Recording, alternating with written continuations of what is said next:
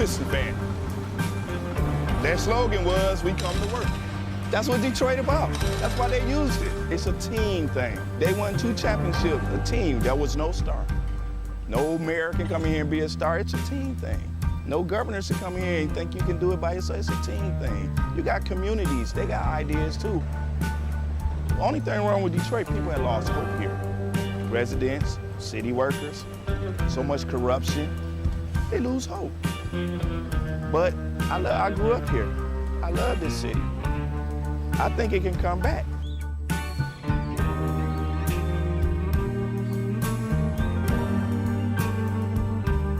I've been working for the city 24 and a half years. Within the last 10 years, we took 4 pay cuts, and then an additional 10% wage cut. I've lost a home. When you take all of the decisions out of the city of Detroit, all of us, then what do you have? Exactly what we got, a lot of problems. Every time the city seems to fall into a problem, it's always on the backs of us workers. You wake up out of a dead sleep and you jump behind the wheel and take off driving and try to get everybody there safe, not knowing really what you're pulling up to. I'm not eligible for Social Security, so the pension is my sole salary at this point. We've been in business here 39 years. We've seen a lot of changes in Detroit. The area was a lot of industry, a lot of city workers. It's getting very tough for the city workers. It's getting tough for us as a business people. Response times are increasing because of the closing of companies, which takes your insurance rate through the roof. So all the things that affect us affect the citizen. I worked for the city in different capacities for 29 years. I feel like an old jacket. They use me up and they throw me away. In my condition, nobody's gonna hire me. I'm 68 years old. Half the times, I can't get my blood pressure medicine. It's either feeding myself, blood pressure, or paying bills. $754. By the time they take all the deductions for I have my car insurance, my house insurance, and my health insurance taken out. So the time they take all that, I'll get about $300 after they take all that out. I don't understand it. I can't see how the governor is allowing this to happen and what they're doing and they want to blame it all on the seniors. Not only the seniors, but the city workers. And we worked hard. I know I worked hard. I've been in Detroit since 1946. I was 14 years old when I came in. I don't live large at all. I wish I could. I don't know when the last time I've been shopping. I only get $1,100, and I'm 81 years old, and I need every penny that I can get and that I do get. And I'm very, very upset about the idea of them taking away my pensions that I worked 30 years for. I think it's terrible that they talk about Detroit like they do, because Detroit has been very good to me. I have a lot of city workers coming in with their uniforms on, Detroit Water Department, Police Department, Fire Department. I get a lot of people, the Border Patrol come in. So if I lose that customer base, I'm going to be in a position where I might have to close down. If they take away their pensions, if they start cutting jobs, it's going to cut into a large percentage of not only our business, but other businesses that are in the city of Detroit. We're here. We've been here for 26 years. We're still trying to do business in the city. Detroiters are survivors. They tough, they adapt, but only can do so much when your politicians ahead of you and we're not on the same team. We're not gonna let Detroit be erased, bulldozed, or whatever. We're gonna fight to the bitter end. Detroit gonna survive.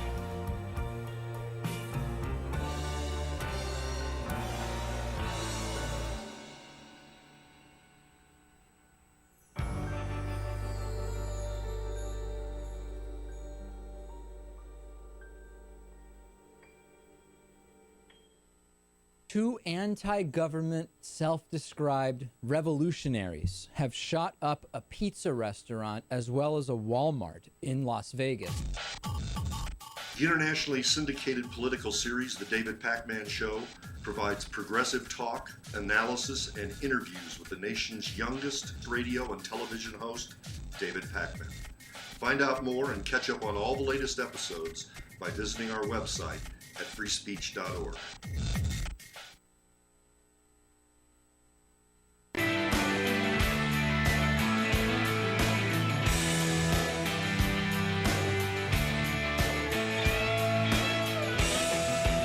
All right, here we go here on this Thursday, April 16. It is the Bill Press Show. Welcome, welcome. Good to see you today. We've got lots to cover on Free Speech TV and worldwide on our video stream, youtube.com/TawkrTV. Can you believe it? A man actually could fly a gyroscope, one of those lightweight aircraft, over Washington, D.C. and land on the west lawn of the United States Capitol building. Yep. One man did it yesterday, Doug Hughes, and he survived. We'll tell you how he got there, what's going to happen to him now. Meanwhile, yesterday, tens of thousands of Americans across the country in more than 200 cities protesting in front of fast food joints to demand that workers in those loosely called restaurants, eating establishments, be able to make at least $15 minimum wage and have the right to join a union. In other news, President Obama announced that he is going to remove Cuba from the list of countries guilty of state-sponsored terrorism. Cuba no longer belongs on that list, says the president. And Aaron Hernandez, star of the Patriots, he's going to be spending life in prison for murder. That decided yesterday. President Obama also agreeing to sign a legislation which would give Congress the right to review and maybe even veto the deal on Iran, which will be completed by the end of June. That's a bill that the president previously said he would veto, but they did reach a deal. All of that coming up here on this Thursday edition of the Bill Press Show. We want to hear from you what you think about it all, and you know how to do it. Give us a call on our toll-free line at 866-55-PRESS, or send us your comments on Twitter at BP Show, or on Facebook at facebook.com/Bill Press Show. Off we go.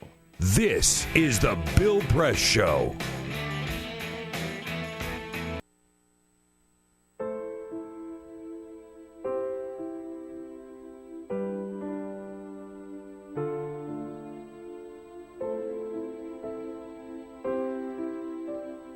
I have run these canyons for 6 million years.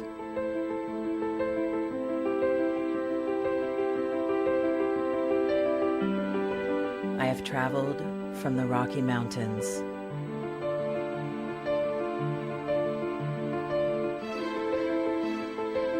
to the deserts, through scorching heat and freezing cold, from the land of the dinosaurs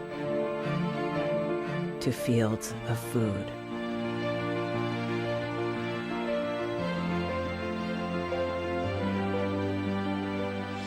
I lend my hand to 7 states, 2 countries, 9 national parks, and 36 million people across an arid West.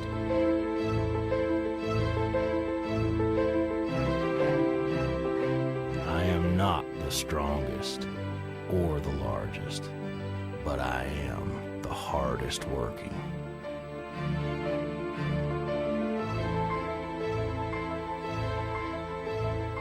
People love me. My playfulness, my beauty, my power,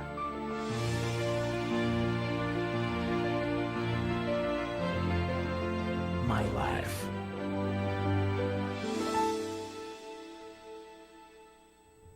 But I don't think I can offer any more. I am tired. I am tired, tapped, and tied. Of the hundreds of major rivers in the world, I am one of the few who no longer kisses the sea.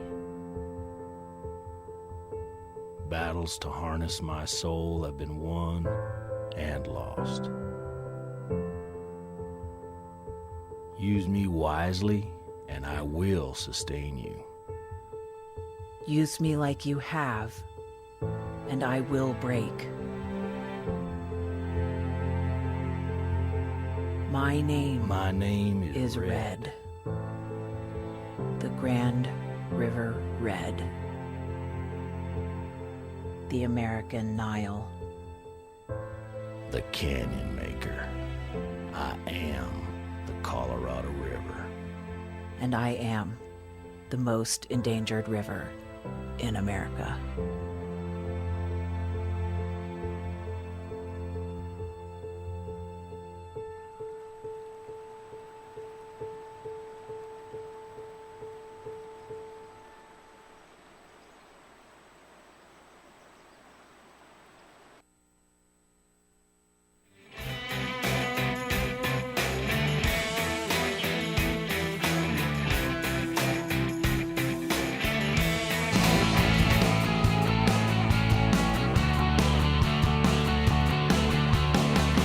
Broadcasting around the nation, on your radio, on your TV, and online. This is The Bill Press Show. Can you believe it? He flew a gyrocopter and landed on the lawn of the United States Capitol building. 6 more blocks, he would have landed in our studio. Wow. Hey, hello, everybody. What do you say? Here we are on Thursday, April 16th. So good to be back with you after a little jaunt down to South Carolina. Here we are. It is the Bill Press Show live from Washington, D.C. and our gyrocopter-free studio on Capitol Hill. And booming out to you all across this wonderful country of ours on your local progressive talk radio station. Good to be there with you in Radio Land. And don't forget, if you're not lucky enough to have a progressive talk radio station near you, you can find us on any one of the either one of the 2 great radio apps. TuneIn app, download it. It's free. Pick us up there on the Progressive Voices channel, or iHeartRadio, where you just put in Bill Press Show and you'll be connected to one of our great affiliates, and you can listen to the show wherever you happen to be. We're also looking at you on Free Speech TV and on worldwide on our video stream, TawkrTV, youtube.com/TawkrTV. Here we go. Good to see you today. Thank you for joining us. Peter Ogburn, keeping things going here. Lisa Murphy is still on vacation. Alicia Cruz here, as always, to take your calls, and Cyprian Bolding on the job as our videographer again. And a big thank you to Igor Volsky and to Clinton Yates for filling in while I was down in the Southland in Columbia, South Carolina. First visit to Columbia, South Carolina, and to the campus of the University of South Carolina, where Professor Don Fowler, former Democratic National Chair Don Fowler, invited me to come down and meet with his class and then meet with a group of students and members of the public Tuesday evening. Had a great time. Enjoyed Charleston very, very much. Columbia. What am I saying? Very, very much. The capital. As a Charlestonian, I got to correct you on that. But I did love Charleston, too. Yes. But yes, Columbia. And I made a visit, Peter, which I'm sure you made as a little schoolboy, to the state capitol. Yes, indeed. Very impressive. Yes, and I tweeted out a photo of there it is, the capital of South Carolina with the Confederate flag flying proudly in front of the Capitol, no longer on top of the Capitol. Yeah. But they explained to me the compromise. That the compromise was that there were 3 flags, one on top of the Capitol, one in the House chamber, one in the Senate chamber, and they took those 3 down and they put this flag in front of the Capitol on its own little pole there. Some might argue is even more prominently featured for the public. But others argue we got 1 versus 3. I hear it. In less prominent places. Yeah. So, they still debate it down there. But on the grounds of the Capitol, right in front of the Confederate flag, is a huge monument to those who gave their lives for the cause, with the language there that makes them sound like the greatest patriots that ever lived, right? That's right there. And, of course, on the other side of the monument is other side of the Capitol is a monument to Strom Thurmond. Good grief, man. I know. Come on, South Carolina. And what I love, on the side of the monument to Strom Thurmond, you can see it says, and he was the father of 4 children, and then the names of the children underneath. And then you can see the word 4 has been scratched out, and the word 5 is there now. But clearly, it was not part of the original. You can tell it's been altered. And underneath the other names, they put and Essie. Wow. All of that was added. I didn't know that they had done that. That was added, yeah. They changed the monument to reflect. Man. And there are 6 stars on the grounds of the Capitol where 6 shells, whatever, 5 Yankee, those damn Yankees, from across the river actually struck. The Capitol wasn't yet completed at the time, but they've kept the memory of that alive. There's a lot of history down there. Not all of it is great. a lot of history. And way in the back of the Capitol, on the grounds, but way in the back of the Capitol, is a monument to prominent African Americans from South Carolina. But you have to hire a detective to find it. Sure. Yeah, right. So, yes, indeed. And a great campus, by the way. What a beautiful campus. That horseshoe of the University of South Carolina. And I just want to know the Daily Gamecock, the daily paper. Yeah, the first day on the front page. There you go. This is Tuesday, the day I arrived. Front page of the daily paper, my picture and a big headline: Bill Press visits campus, talks politics. And the next day, front page of the Daily Gamecock. Man, I'm going down to South Carolina more often, man. It's a pretty good press down there, man. Big picture again, and it says Bill Press visits USC campus for first time. You're big in Columbia. Yeah, and I've been invited back. Go Cox. And I'm going back. Yeah, I would too. Yeah, there we go. Put you in the paper every time you go down there. There we go. All right, a little visit to South Carolina. We are back. We got lots to talk about, and we got lots of help with it, including Congresswoman Cheri Bustos from Illinois coming along. But first, this is the Full Court Press. Just a couple of other stories making news. Bill, do you crack your knuckles? No. All right. Well, if you do, I don't, and I'm not sure I even know how. Okay. All right. Well, for years, people have been wondering, scientists have been wondering, why do knuckles crack? What is that sound when your knuckles crack? They don't know, believe it or not. Here we are. Look at you. Are you trying to crack your knuckles? Yeah, I can't. I can crack a little bit. Probably people are turning their radios off now as I do that because some people hate it. But yeah, scientists don't know or did not know why knuckles cracked. And yesterday, a new study from the University of Alberta took a look and said, we think we know what's going on.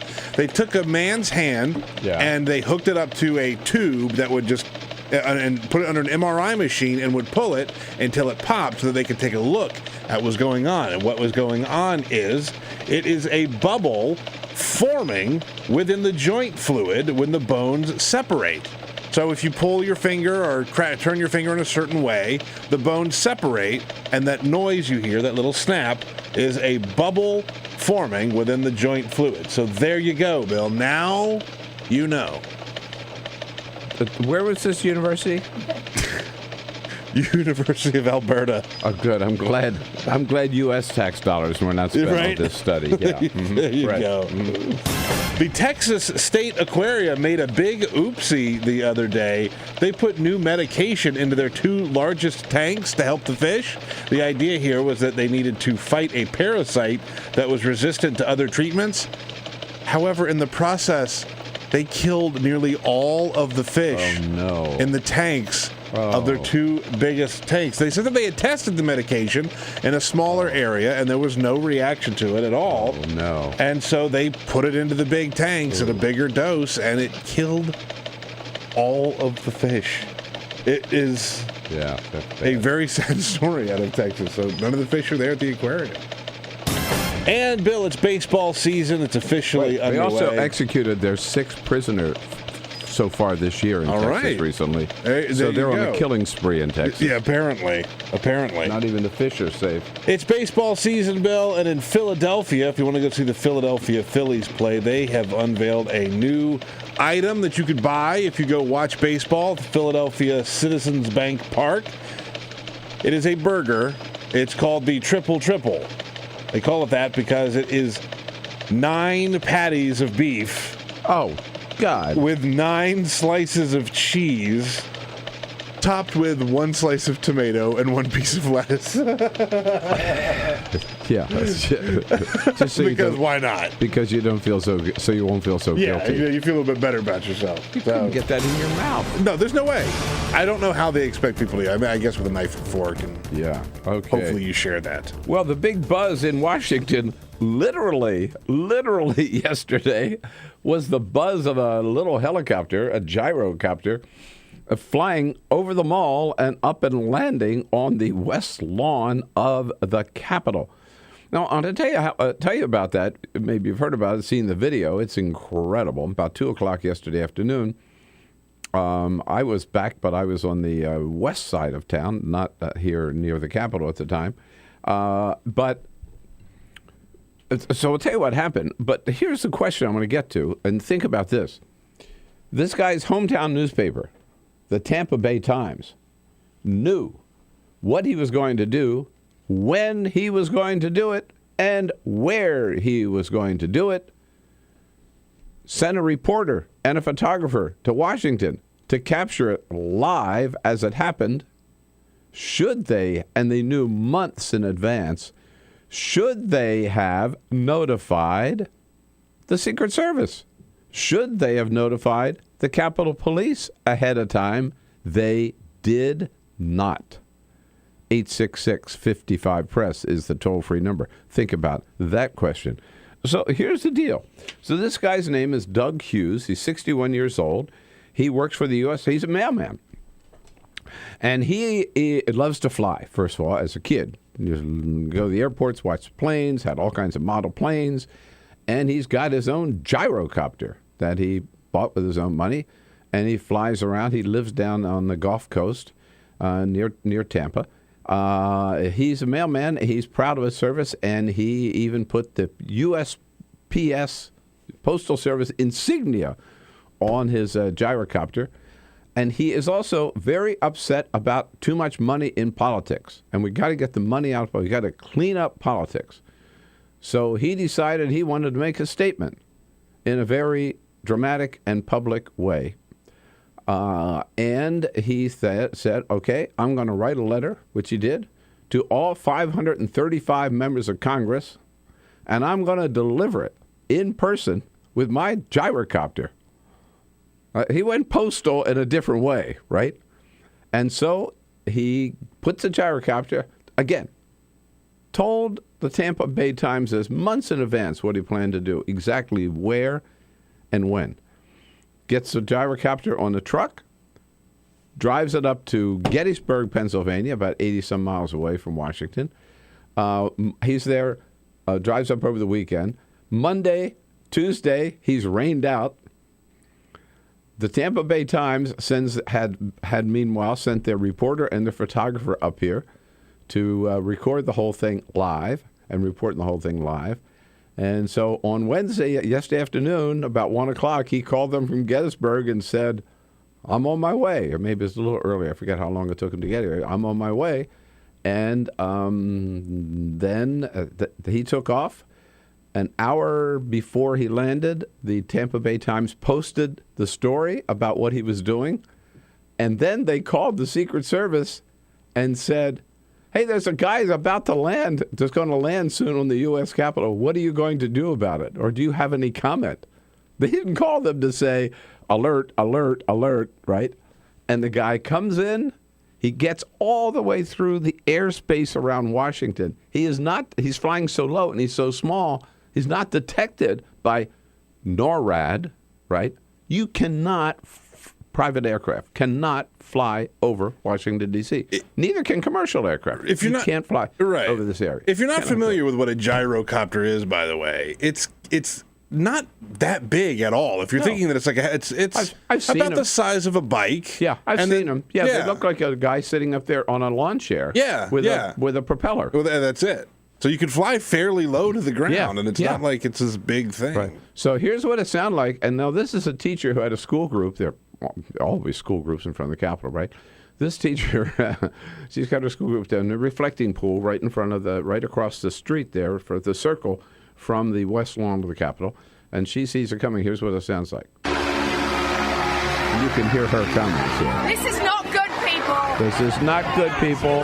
No, he's not.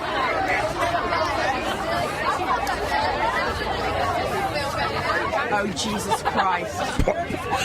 Hello. Guys, stay still for a minute. That's not a good thing. So the teacher sees that with him land. That's not good, people. But this reporter now, Ben Montgomery from the Tampa Bay Times, says, well, you know, he was talking to Jake Tapper yesterday afternoon on CNN. You know, the guy wanted to make a statement. If you want to make a point, you got to do something big, as sad as that seems. And he said what he was working on was doing something significant, making a point about reforming government, getting corrupt money, corrupt dealings out of elections. All right. Well, let's just establish the fact that this guy's nuts. Okay. I mean, this is not the way to make your point. It's sort of the way to get shot and killed. Hey, look, guy, we agree with you, but yeah, I totally agree with his point. But however, it does raise a couple of questions, and let's talk about them. 866-55-PRESS, our toll-free number. Number one, how did he get through air defense authorities? Again, because he's so small and flew so low, I think is the answer. But what does that say about drones? I mean, if they can't detect him, they certainly can't detect a drone. I mean, it's pretty scary that NORAD, there was no scramble. He was not on their radar, period. It's not that they saw him and knew he wasn't a threat. Did not know him until he landed. So that's one question. How to get through? The other question is, why didn't he get shot down? Why wasn't he shot down when they finally see him? And what if he had tried to get to the White House? They've got the missiles on the top of the White House. And then the last question is, again, the Tampa Bay Times knew months ahead of time. They never alerted the authorities and told them what was going on. Should they have done so? 866-55-PRESS. Let's talk about it. This is the Bill Press Show.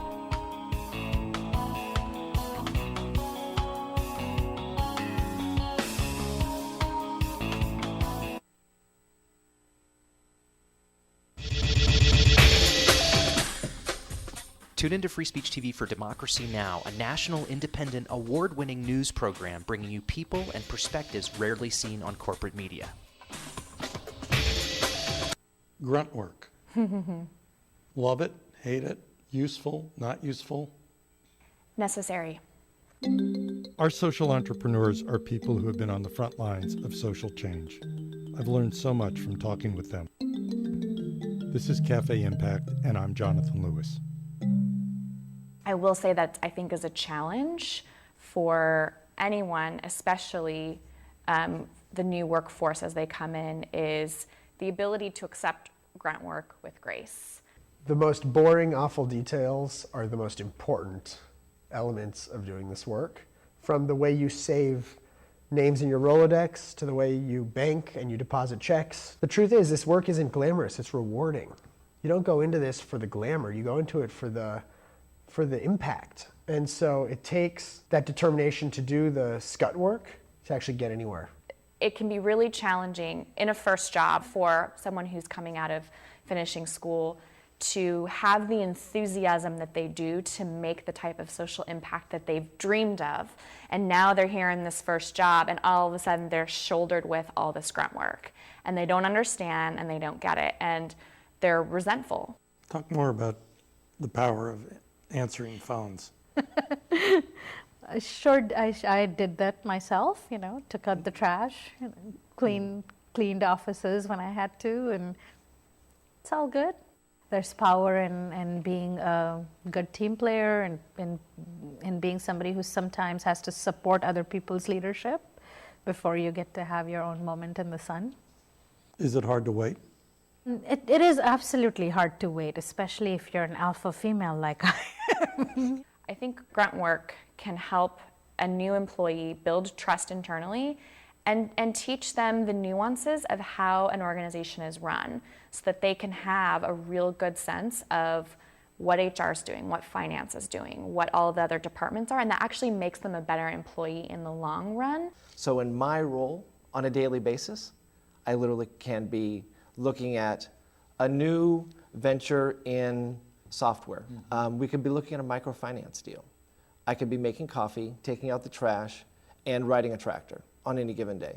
Have you found people who thought it was demeaning that they were given this job, work in the front office and make the coffee when they graduated with all A's from this great university? And, yeah, people like that just don't last very long in our world. If your approach to life is that, you're so smart and you're such a fabulous entrepreneur that you can't understand why people aren't giving you opportunities, it's really hard to advance.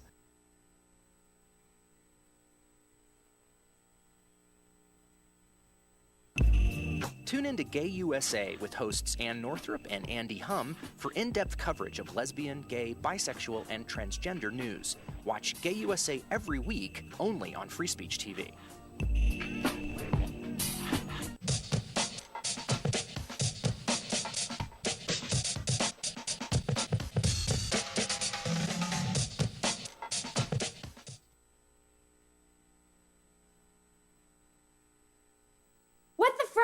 What the frack? What the frack? What the frack? President Obama, are you fracking kidding me? Reopen the EPA studies. In Texas, Wyoming, and Pennsylvania. Fracking pollutes our oceans. Fracking poisons our water. Fracking makes climate change worse. Fracking relies on toxic chemicals that cause cancer. Ban fracking now. Ban fracking now. Go on.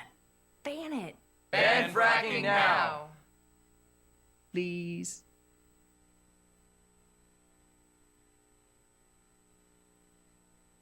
Show on Twitter. Follow us at BP Show and tweet using the hashtag WatchingBP. This is the Bill Press Show. All right, hello, mailman. I've got a letter to deliver. Yeah, here I come with my gyrocopter coming in. Doug Hughes, that's how he landed on the Capitol lawn yesterday. But should the Tampa Bay Times, so put yourself in their position. You're the editor, right? And you know somebody's going to do something highly illegal and also highly scary and maybe even going to get himself killed. Should you have alerted the authorities? Absolutely. If you ask me, absolutely. It was their job to do so, and they failed at it because they were in such a hurry to get the story. John, in Chicago, what do you think, John? I agree with you, Bill, but as crazy as it is, he did get his point across. He's just one man. He didn't fly in there with a bomb. Yeah, but absolutely, and I agree with his point. But how did they know that? How did they know that? Even the Tampa Bay Times, they said they didn't. One of the reasons they didn't do anything because they felt the guy was harmless. But how do you really know, right? Well, absolutely, sure. And as it turns out, he was harmless. But yeah, you do make a good point. Yeah, well, I appreciate it, John, and thanks for the call. Again, I think it was their responsibility for the newspaper to say, we've talked to this guy, we know what he's planning on doing, we think you ought to know too, and not just wait until he's in the air, on his way, and then call them up again, not to alert them or to warn them, but to ask them if they have any comment. They had a reporter call just to say, do you have any comment on the fact that, the truth of it is, this guy's lucky to be alive today. Absolutely. This is the Bill Press Show. This is my computer. This is your computer. Let's go on the internet. Let's go. Click it. Yes. Okay. I cursor in between the R and the E. I see dot. I want you to just push the period. She's gonna love me all over again. That's it. Jamaica, here you come. Here we go. Good job. Thank you. Thank you. And I did it by myself. Feel smarter. So, I'm kind of new here, but I've noticed a trend. My human does this funny thing where she goes around and gets all my toys, and then she hides them in that basket by the door. But it's always the same basket, and it's always in the same place.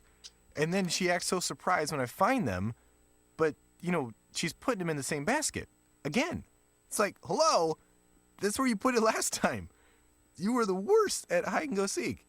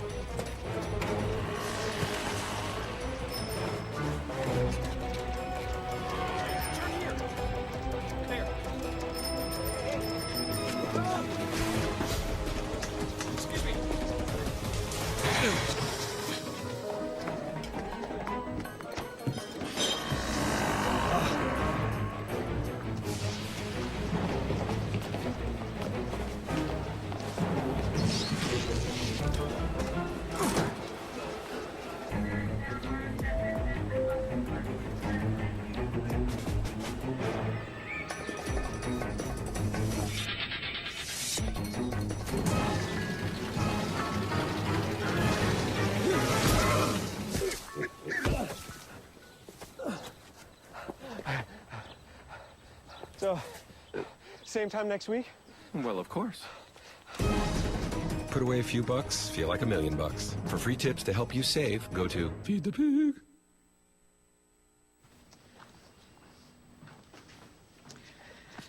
All right. I know this isn't any fun to talk about, but we should. Okay. So who's going to do what? I'll pack the dead batteries. Great. I'll only put what I don't need into a duffel bag. Perfect. That's totally unhelpful. No problem. Meanwhile, I will try to comfort everyone by speaking in a calm voice. And I'll try to get the generator going without any gas. Oh, let's not forget the cell phones, which probably won't work. Right. And who is going to handle supplies? I can forget to do a list for us. Thanks, pal. Well, I think we couldn't be any less prepared. I'm proud of you guys. Talk to your kids about who to call, where to meet, what to pack. Visit ready.gov/kids for tips and information. Hey, thanks for stopping by. You know, I followed your character since the first episode. I'm a big fan. Big fan. Thank you. And listen, your storyline, it makes for incredible TV drama. Thing is, your drug use is very adult content. Too adult for the kids. So I'm gonna have to block you. Oh, man. Yeah. Well, have a good one. You're a nice lady.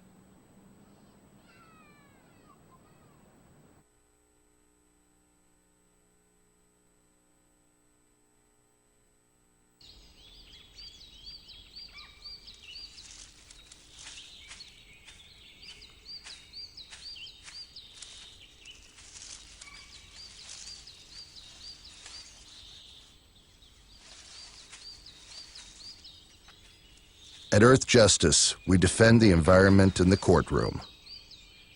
Join our fight. When you take a seat, you take a stand. Earth Justice, because the Earth needs a good lawyer.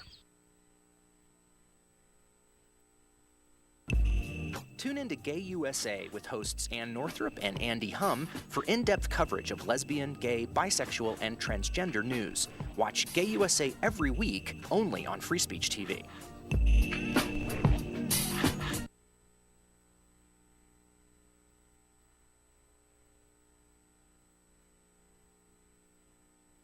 What the frack? What the frack? What the frack? What the frack? President Obama, are you fracking kidding me? Reopen the EPA studies. In Texas, Wyoming, and Pennsylvania. Fracking pollutes our oceans. Fracking poisons our water. Fracking makes climate change worse. Fracking relies on toxic chemicals that cause cancer. Ban fracking now. Ban fracking now. Go on. Ban it. Ban fracking now. Please.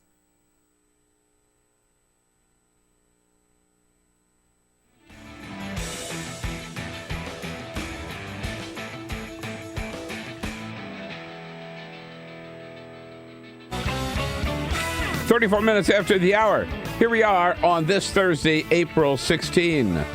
Rolling along and really stunned by, like everybody else in Washington, D.C., with the caper that Doug Hughes was able to pull off yesterday, secretly with the help of the Tampa Bay Times, flying a little gyrocopter, his own, with the insignia of the U.S. Postal Service. He's a postman himself, onto the west lawn of the Capitol, where no sooner had he landed than he was surrounded by Capitol Police and arrested.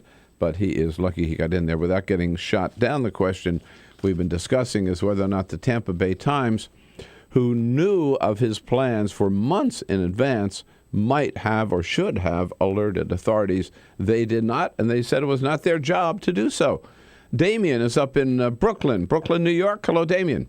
Hi. Hi, what do you think? I just wanted to say Mr. Hughes is not nuts. He's actually right. You do need to do something big to make a point.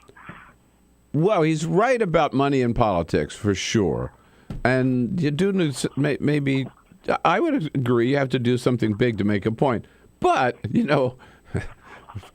really violating the airspace of the Capitol and taking your life in your hands and flying a helicopter or a gyrocopter onto the lawn of the White House, or the Capitol, I mean, well, if you look at you got to think about the implications maybe of what you decide to do, Damien. Don't you think? Well, I mean, yeah, but if you look at recent history, a person lighting himself on fire caused the Arab Spring. Well, that's true. I'll give you that point also. But John Hinckley, right, who wanted to make a point in front of the Washington Hilton by shooting the President of the United States. I'm not saying Doug Hughes is that bad. I'm just saying there are, I appreciate the call, Damien. There are ways to make a point and ways where maybe you should think twice before you try to make a point. That in that particular way. And I would hazard a guess that as a result of Mr. Doug Hughes' dramatic action yesterday, I doubt very, very much that the Supreme Court is going to go into special session today to reverse Citizens United. You don't think so? You don't think it's going to happen now? That's what's going to happen. Yeah, right. Yeah. In fact, maybe he landed the gyrocopter in the wrong place. He should have landed it on the steps of the Supreme Court, right?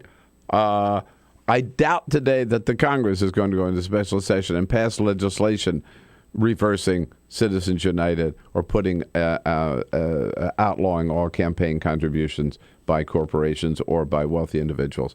What did he accomplish? You know what he accomplished? He's going to spend a few years in jail probably.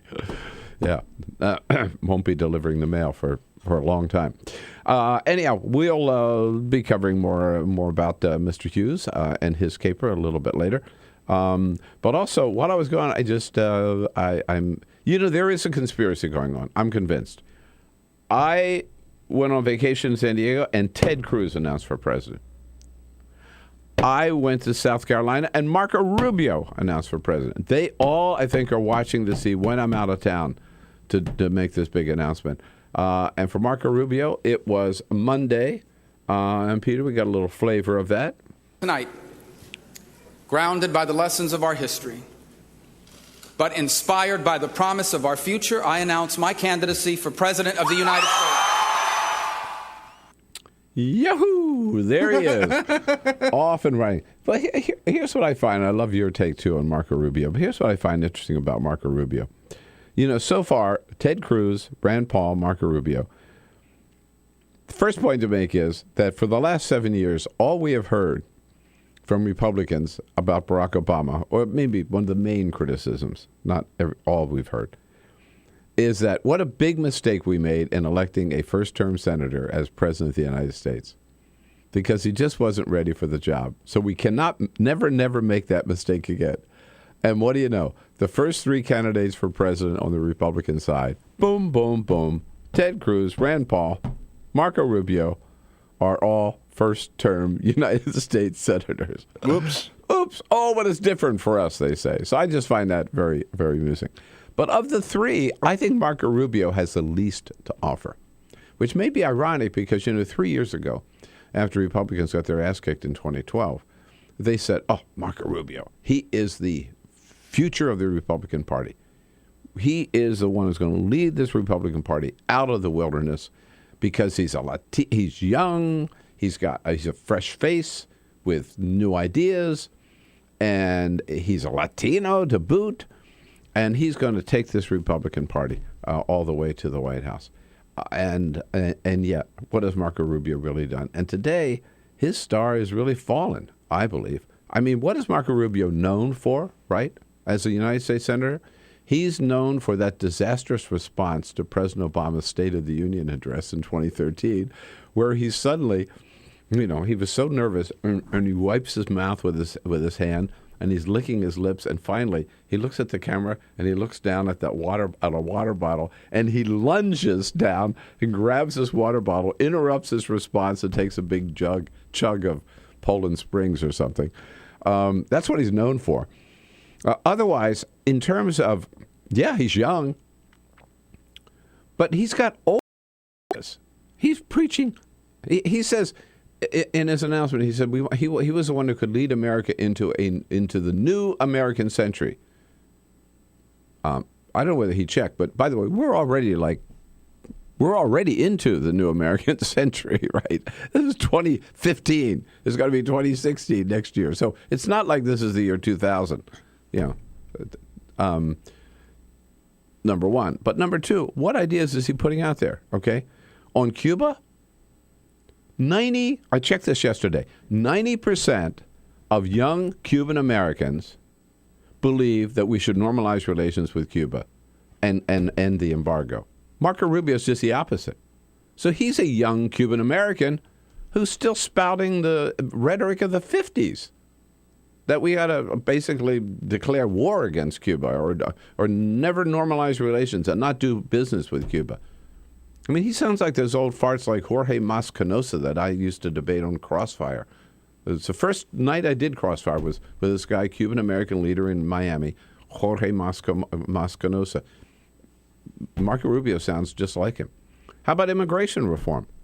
Yeah, he's a Latino, but the Latino community wants comprehensive immigration reform. In 2013, Marco Rubio wrote the bill. He was one of the 8 bipartisan senators. He was the chief. He was the architect of it. He wrote the comprehensive immigration reform bill, which passed the Senate. And once it passed the Senate, and he got some heat from conservatives because he was for immigration reform, what did he do? He totally reversed his position. And now he's against comprehensive immigration reform, which pissed off the entire American Latino community.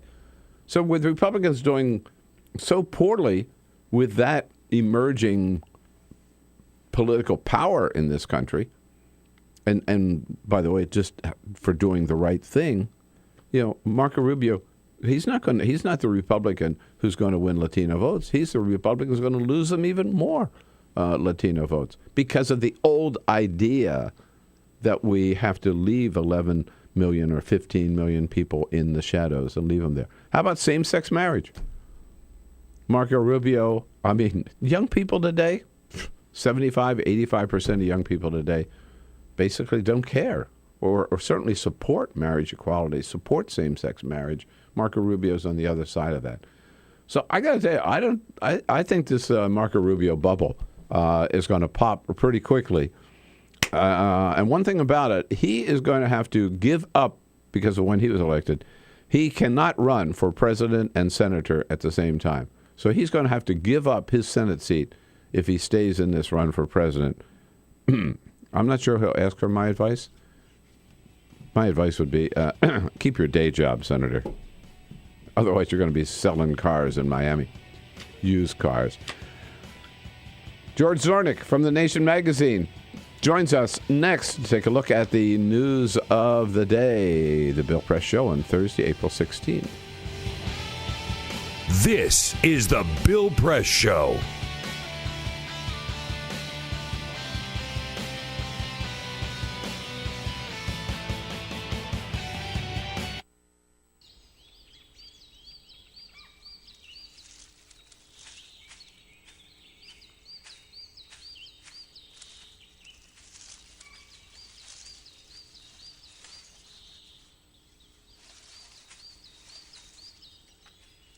At Earth Justice, we defend the environment in the courtroom. Join our fight. When you take a seat, you take a stand. Earth Justice, because the Earth needs a good lawyer.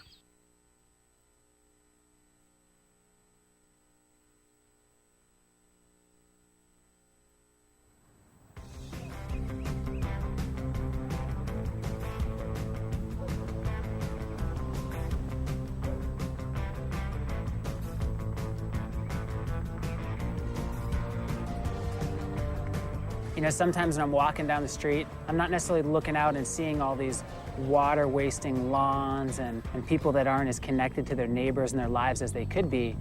I'm walking down the street looking, going, edible oases, rainwater, fed landscape, and just looking at the possibility of these sort of landscapes up and down the streets of neighborhoods and communities all across this world.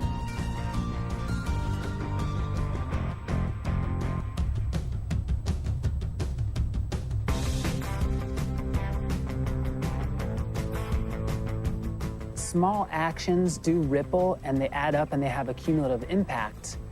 And so when you're building upon your small mindful actions, you have the confidence and the ability to take on something a little bit greater. So that could be nice.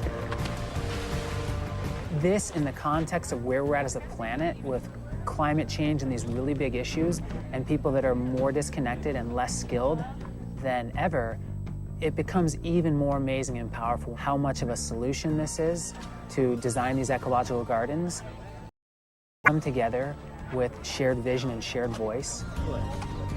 There's never been a time where your choices have mattered more.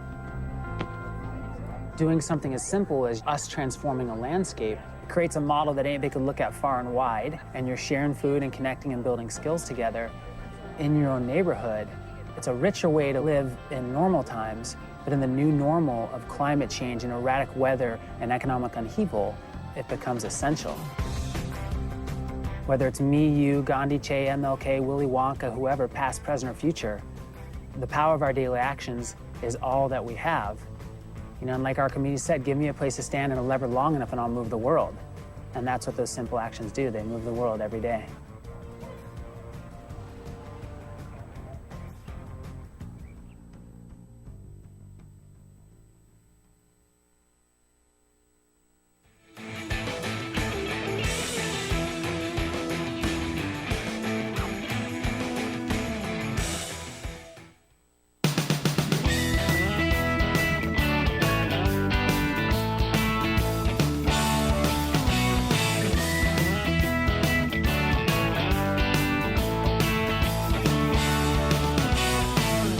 This is the Bill Press Show.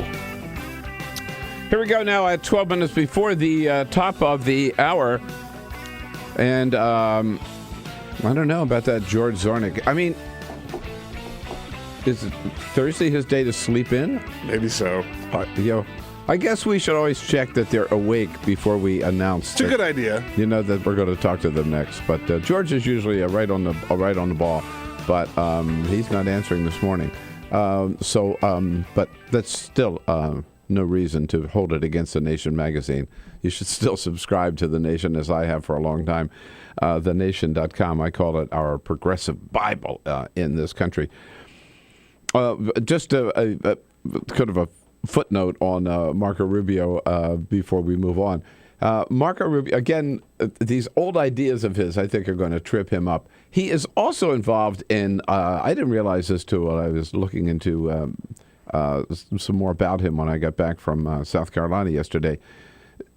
He was Speaker of the Florida House of Representatives or whatever they call it, for several years, during which there was a lot of trouble, a lot of scandal, several federal investigations for corruption among members of the state legislature.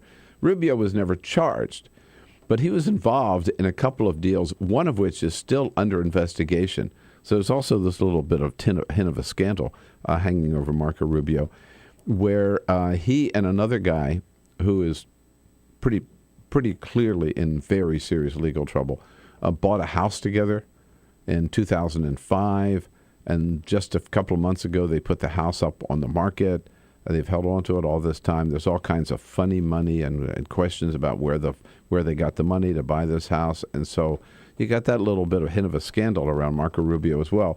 But as I mentioned, the thing that gets me about it, he's a guy who presents himself and sells himself as, I'm only 43 years old. I'm the new kid with the new ideas. No, he's got old ideas, like on the same-sex marriage again. Now, here's where he trips himself up. So he gives an interview yesterday with Jorge Ramos, and Jorge asks him, okay, you're against same-sex marriage. What about if one of your friends, your best friends, happens to be gay and is getting married? Would you go to the wedding? Here's that exchange. The question is if you would attend to a gay wedding. Yeah, but somebody in my life that I love and care for, of course I would. I mean, I'm not going to hurt them simply because I disagree with the choice they've made, or I disagree with the decision they've made, or whatever it may be. Ultimately, if someone that you care for and is part of your family has decided to move in one direction or another, or feels that way because of who they love. So I don't get that. To me, that doesn't add up at all. I guess you're supposed to say, well, isn't that nice?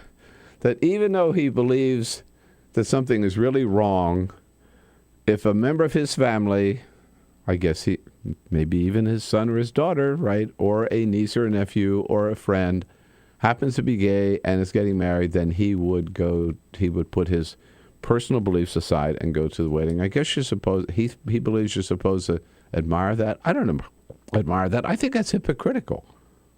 I mean, I really do. I mean, first of all, what he's saying is, oh yeah, this is a good friend of mine, so I'm not going to hurt them. But I will deny anybody else the right to do the same thing legally. That's what he's saying. They should not have the right in any state, says Marco Rubio, for people, for LGBT people to marry someone of the same sex. Should not have that right. So, he's trying to have it both ways, and I don't think he can. Am I wrong? I think you're right on the money. Yeah. You're right on the money. No, I mean, I wouldn't want him at my wedding. But I think he's somewhat a hypocrite to have that position and deny that opportunity, people that opportunity, and then turn around and say, but of course I'd go to the wedding. Yeah, and eat their free food and drink their booze and have a good time. Yeah. But then I'd go back. But judge them for it. But then I'd go back and judge them for them and vote against them, right? Yeah. No, doesn't make any sense at all. One thing I just got to mention, maybe I hope we have time to get into this later on, but yesterday was a really, really big day. It was 4/15, and across the country, tens of thousands of workers turned out in support of fast food workers for the right for earning $15 minimum wage, $15 an hour, as opposed to $7.25. Can't survive on $7.25. We need $15 an hour and the right to join a union. Organized principally by the SEIU and their great president, Mary Kay Henry, who's been a guest here on the show several times. And people really turned out. And the point is, that people who are working in these fast food restaurants today, working 40 hours a week, are still forced to live in poverty by that job alone. So they're forced to go out and have a second job or a third job or whatever. While and I just saw this a couple of days ago, the CEOs of the fast food industry are making just enormous amount of money. The head of McDonald's makes $7.7 million last year. The head of Chipotle, $13.4 million last year. The gap between CEO salary and your average worker salary in the fast food industry is the greatest gap, the widest gap of any industry in the country. Bigger than pharmaceuticals, bigger than hedge funds, bigger than anything. 1,000 to 1. Average CEO of any of the fast food brands or franchises, right, makes $1,000 more than the average worker who's flipping burgers. It's just outrageous. A great, great movement. And I think it's very, very exciting and certainly overdue. Yeah, 15 and the right to join a union for sure. Thursday, April 16, we'll be right back. Connect with The Bill Press Show on Twitter. Follow us at BP Show and tweet using the hashtag WatchingBP. This is The Bill Press Show.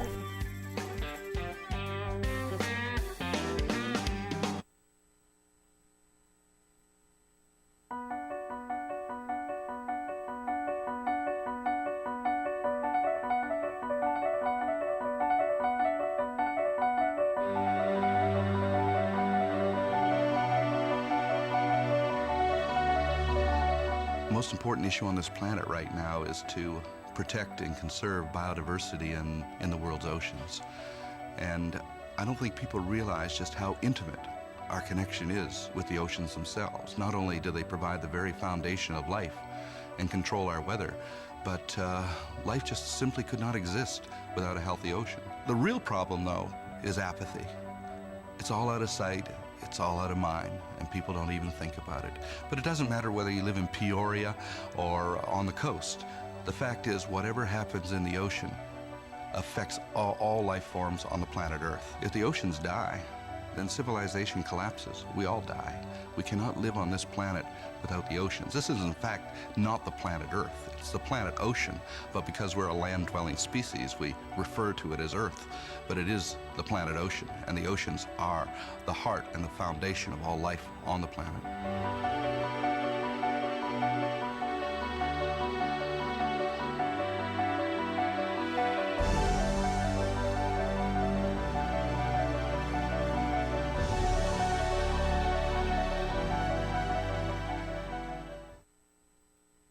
Two anti-government, self-described revolutionaries have shot up a pizza restaurant as well as a Walmart in Las Vegas.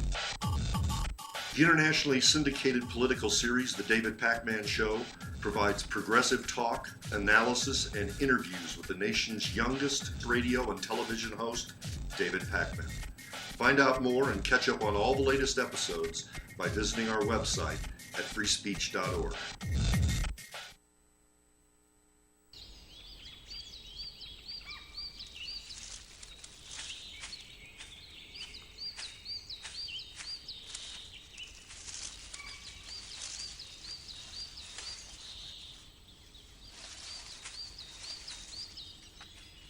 At Earth Justice, we defend the environment in the courtroom.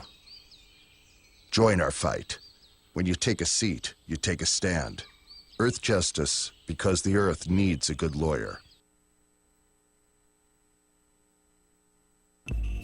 Tune in to Gay USA with hosts Ann Northrup and Andy Hum for in-depth coverage of lesbian, gay, bisexual, and transgender news. Watch Gay USA every week, only on Free Speech TV.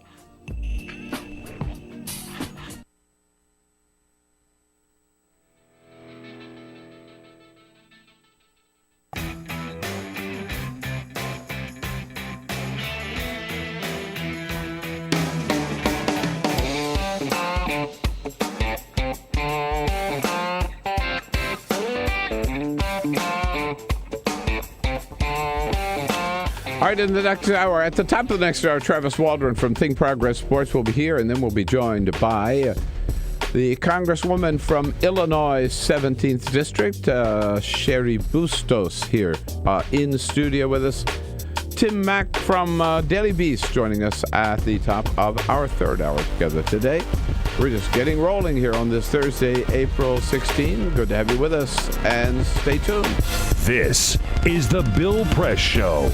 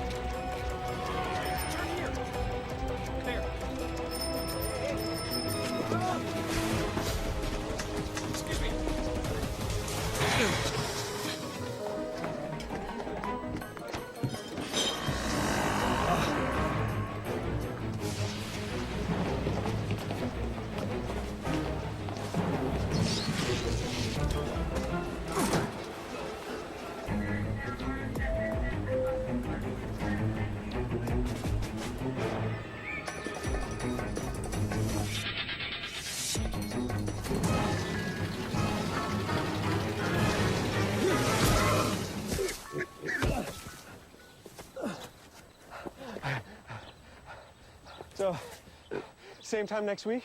Well, of course. Put away a few bucks, feel like $1 million. For free tips to help you save, go to Feed the Pig.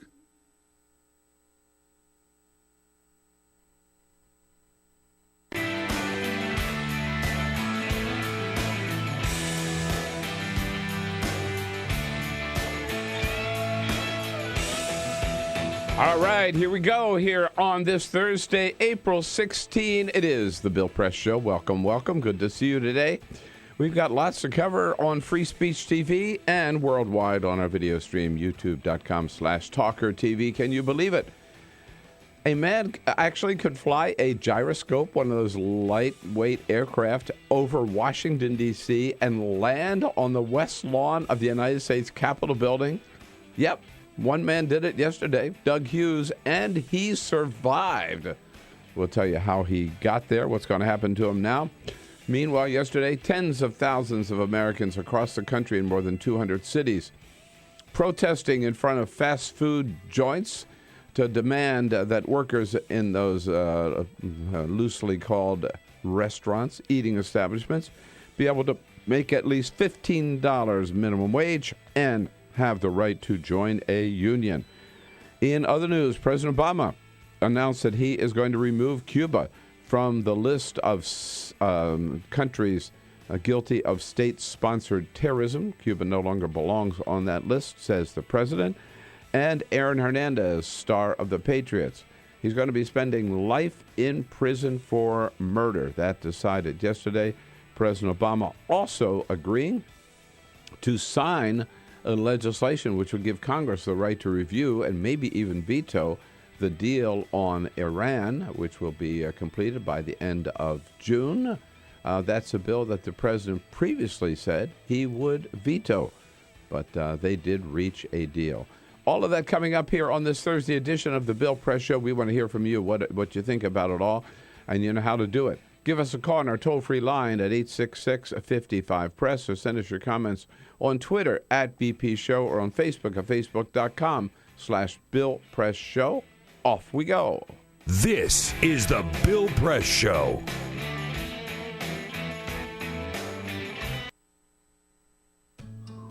You wouldn't let money just blow out of your house. So when your AC or heater is on, make sure the doors, windows, and fireplace flue are shut tight. If you're headed out, turn down the AC or lower the heat by 10 degrees. And always keep your water heater set at 120. A little bit of common sense goes a long way. Get more great tips at energysaver.gov. So, I'm kind of new here, but I've noticed a trend. My human does this funny thing where she goes around and gets all my toys, and then she hides them in that basket by the door. You know, but it's always the same basket, and it's always in the same place.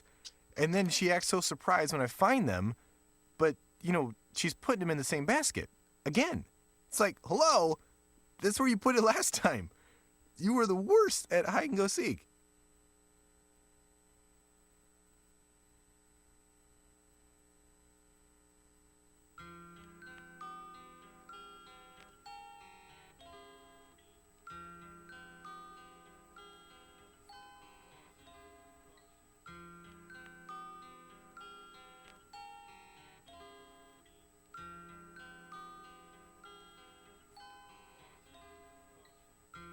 Just this month, my bill was like $138. Even at one phone call a week cost me $40 to $50 every month. I am living on a fixed income of SSI, so this is really a great hardship. Families are being punished. When they incarcerate your children, they incarcerate the whole family.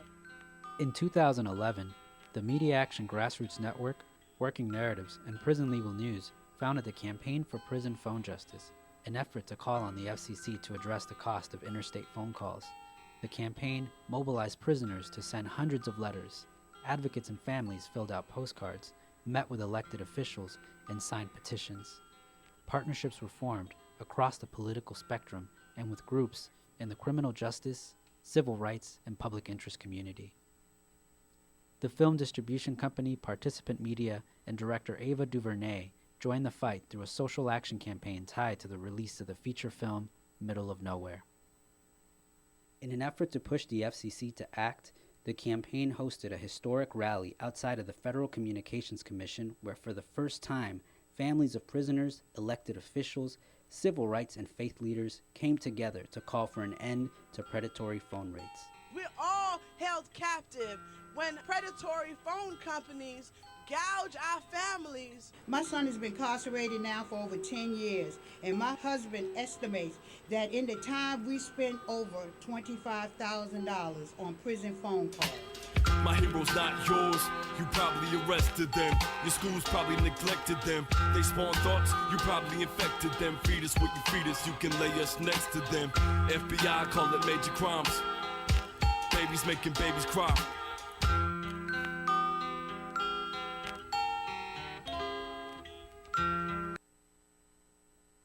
On your TV and online.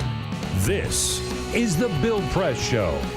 He flew a gyrocopter and landed on the west lawn of the United States Capitol, and he lived to tell about it.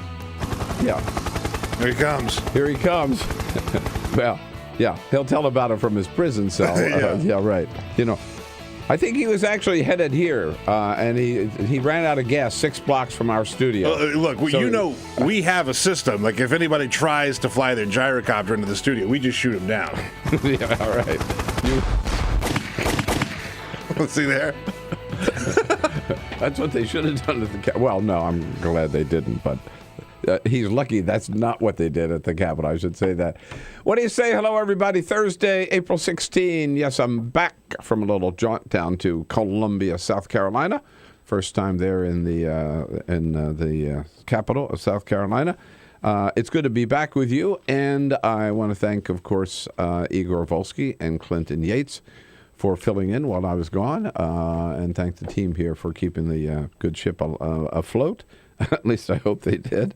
Like halfway afloat. Come on. And thank you for joining us this morning on this Thursday, April 16. There with you on your local Progressive Talk radio station, and there nationwide. There with you nationwide also on Free Speech TV, and worldwide on our video stream, youtube.com/TawkrTV. A lot of news yesterday, including big excitement in the courtroom up in Boston on Aaron Hernandez, and here to talk about that event and other news in the sports world, our good friend Travis Waldron from Think Progress Sports. Hello, Travis. Good to see you. You too. Thanks for having me. Yeah, I was down. Didn't get to Kentucky, but I was close. Close. Yeah. Right. Close-ish. And you made headline news. You're I did. Big legend on the South Carolina campus. I'm big in the Daily Gamecock. You are. Yeah, front page. You beat the baseball team. They just have a brief on baseball, and big story for when I come to town, everything else. Bill's going to start going to Columbia like once a month. Yeah. Now, right? Bill Press. Look at the press he gets. Campus for second time. Third time. Right. Just keep it going. Even the local television station, the local Fox affiliate came out to cover my speech Tuesday evening.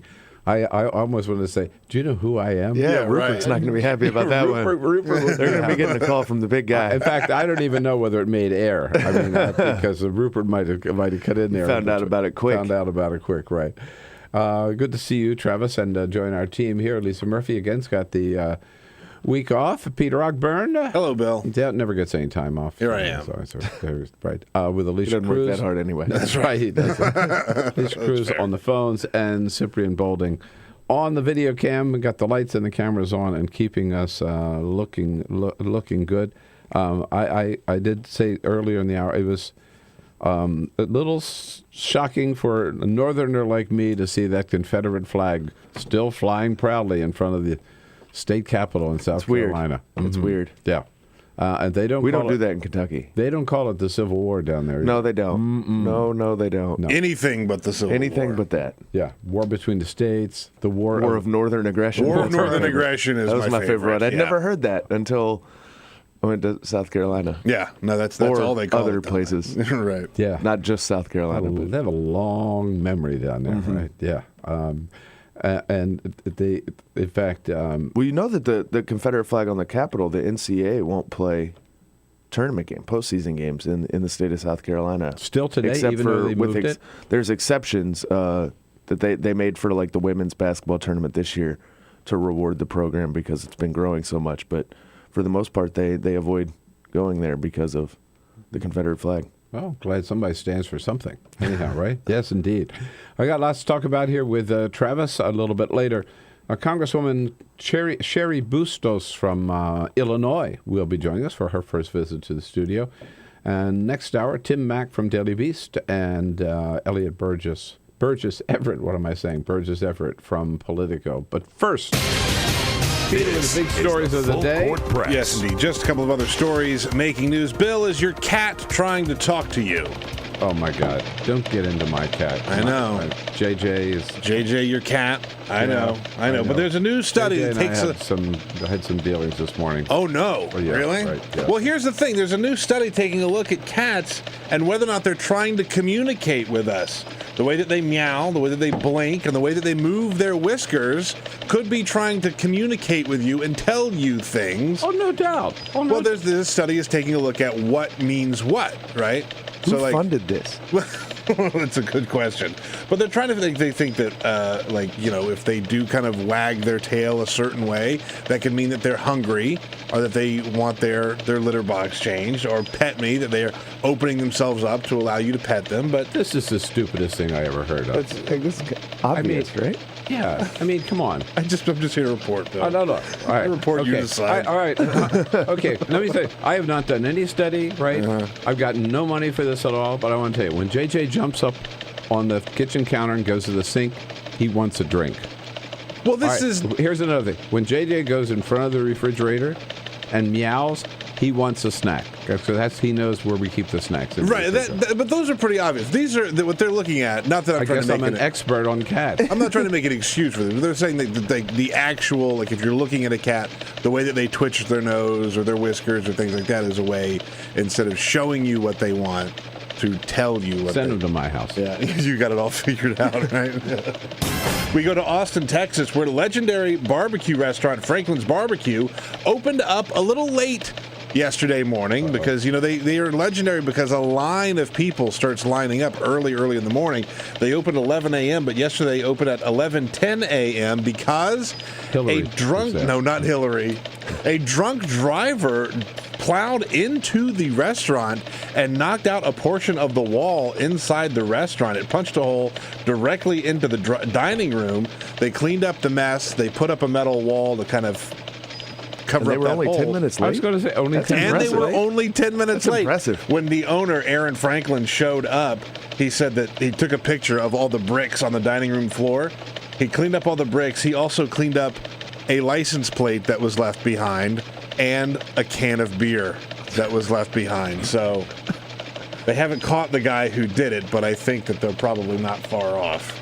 Yeah. I'm impressed they were able to get even open at all. Right. And we go to Shake Shack, Bill. They announced yesterday they are adding a new menu item. I know you like the Shake Shack. They're unveiling a yard burger starting today. It is a cheddar cheeseburger with house-made pickled red onion and shack sauce. That's it. But they're naming it after the people that make their cheddar cheese, Neil's Yard Montgomery Cheddar. So that's what's in it again? It's cheddar cheese, house-made pickled red onion, and shack sauce. That's no it. meat at all? No? Well, yeah, I mean, there's going to be a burger on it, too. Oh, sorry, it's a burger topped with that. I'm sorry. Okay. I guess I should have clarified. Yeah, sorry. Oh, here's your burger. But they don't have a ton of menu items. Only Shake cheese. Shack, so yeah. How about it?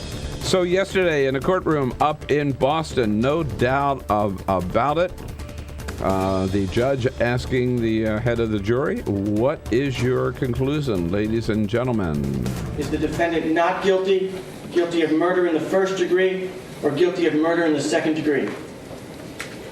Guilty of murder in the first degree.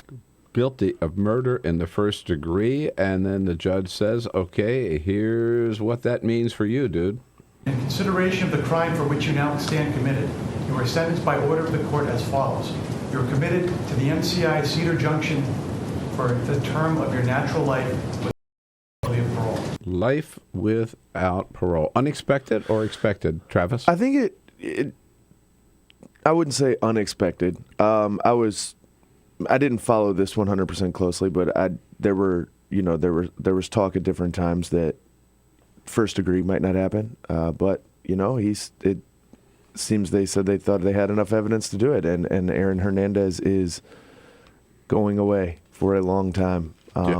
kind of shocking. You know, it's shocking more not necessarily in the result, but just kind of the conclusion that, I mean, he's still got another trial to go potentially. And wasn't there someone else that did he do this murder alone? Well, there were other people there, I believe, but that, you know, he's obviously the big one, the big name, you know, football star, everything. And plus, they had enough evidence that he's the one who committed the murder. He wasn't just on the scene. Right. It was kind of a fascinating trial at different points, the arguments that were made, and, you know, the different relationships. And his fiance testified, and, you know, the owner of the Patriots testified, and it was, you know, it's always interesting, these high profile trials, and to see this kind of verdict come back it was, kind of surreal in a way. Yeah. What was his defense, by the way? How did that play out? Well, I know there was one point where his defense was something like, you know, why would I kill this guy? He's my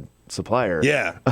He rolled the best blunts. Right. And, you know, there were other times where they didn't really deny that he was at the scene, just that he was the one who pulled the trigger. And I don't know. I mean, it's you know, you have to go back, you know, these big sports-related trials. I mean, you have O.J. and Ray Caruth from the Panthers, and Aaron Hernandez and Ray Lewis, and, you know, they capture everything. And, you know, and in Boston, you know, you had all of this going on at the same time as this Tsarnaev trial, and it's fascinating to watch. The Washington Post this morning, one of the lead stories on the front page is that Boston was just transfixed by this trial, and by the verdict announcement yesterday. I mean, this is.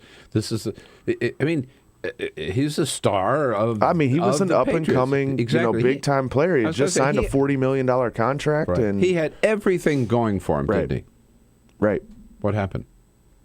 You know, I mean, if you read about him, a lot of the stories is things left over from the past, that he had some problems at the University of Florida, and, you know, obviously I'm not sure any of those, you know, lead to murder, but you know, and clearly with this other double murder trial in the chute, then it's clearly a kind of out of control guy. And front page New York Times. It's tough. I think it's sad. Obviously, it's sad for the family of Odin Lloyd, whose mother gave a pretty heartfelt response yesterday. But, you know, to see a guy like this, you know, I mean, I was sitting there thinking yesterday, you know, what is your feeling when you're the guy in that chair who's going away for the rest of your life? And there's no possibility of parole. 25? I think so, 25, 26 years old. He's still young. And, you know, it's, you know, forever.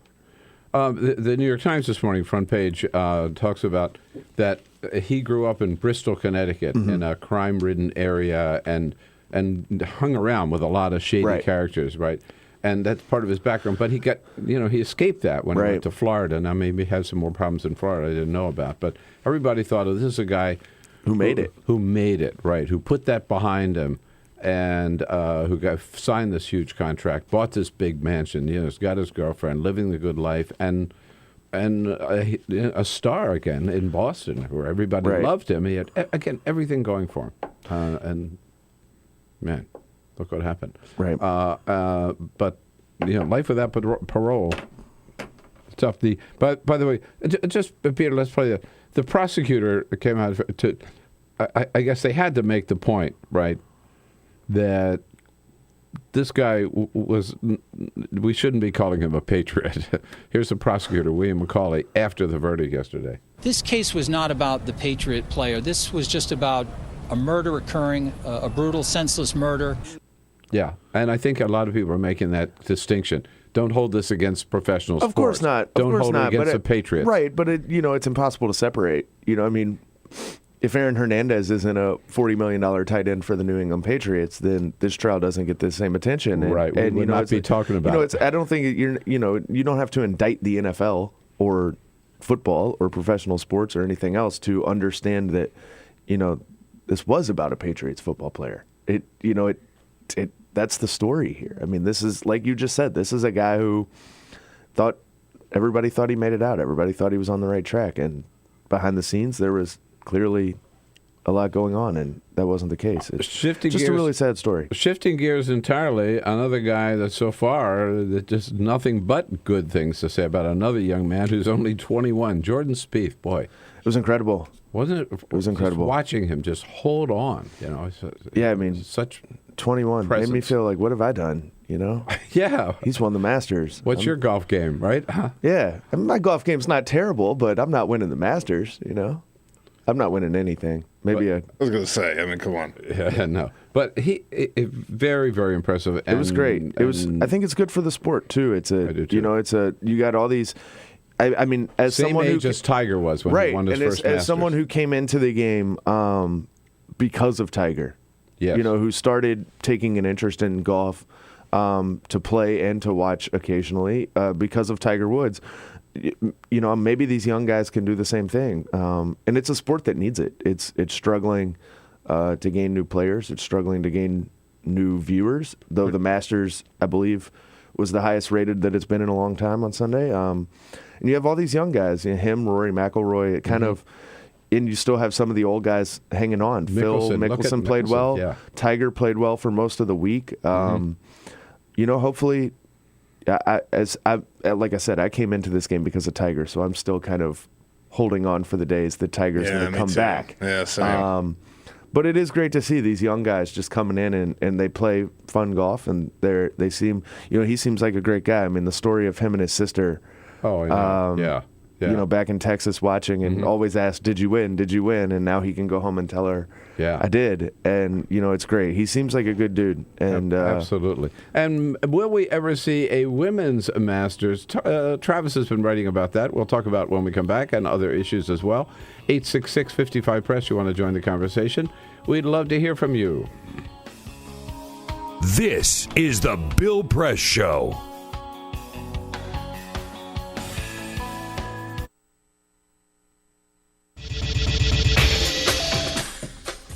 Tune into Free Speech TV for Democracy Now!, a national, independent, award-winning news program bringing you people and perspectives rarely seen on corporate media. Grunt work. Love it, hate it, useful, not useful? Necessary. Our social entrepreneurs are people who have been on the front lines of social change. I've learned so much from talking with them.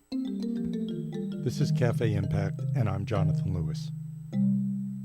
I will say that I think is a challenge for anyone, especially the new workforce as they come in, is the ability to accept grunt work with grace.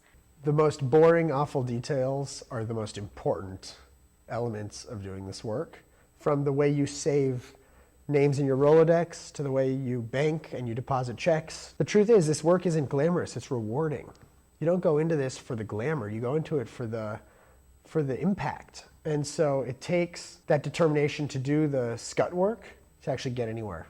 It can be really challenging in a first job for someone who's coming out of finishing school to have the enthusiasm that they do to make the type of social impact that they've dreamed of. And now they're here in this first job and all of a sudden they're shouldered with all this grunt work. And they don't understand and they don't get it and they're resentful. Talk more about the power of answering phones. Sure, I did that myself, took out the trash, cleaned offices when I had to, and it's all good. There's power in being a good team player and in being somebody who sometimes has to support other people's leadership before you get to have your own moment in the sun. Is it hard to wait? It is absolutely hard to wait, especially if you're an alpha female like I am. I think grunt work can help a new employee build trust internally and teach them the nuances of how an organization is run so that they can have a real good sense of what HR is doing, what finance is doing, what all the other departments are, and that actually makes them a better employee in the long run. So in my role on a daily basis, I literally can be looking at a new venture in software. We could be looking at a microfinance deal. I could be making coffee, taking out the trash, and riding a tractor on any given day. Have you found people who thought it was demeaning that they were given this job, work in the front office and make the coffee when they graduated with all A's from this great university. And, yeah, people like that just don't last very long in our world. If your approach to life is that, you're so smart and you're such a fabulous entrepreneur that you can't understand why people aren't giving you opportunities, it's really hard to advance.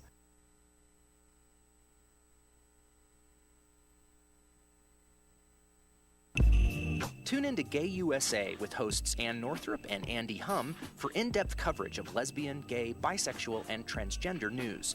Watch Gay USA every week, only on Free Speech TV.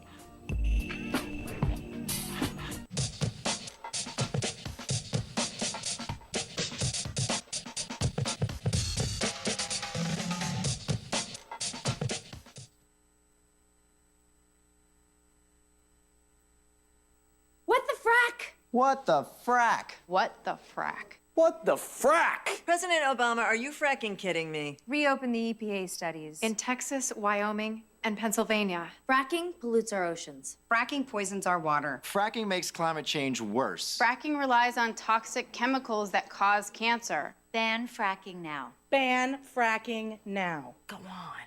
Ban it. Ban fracking now. Please.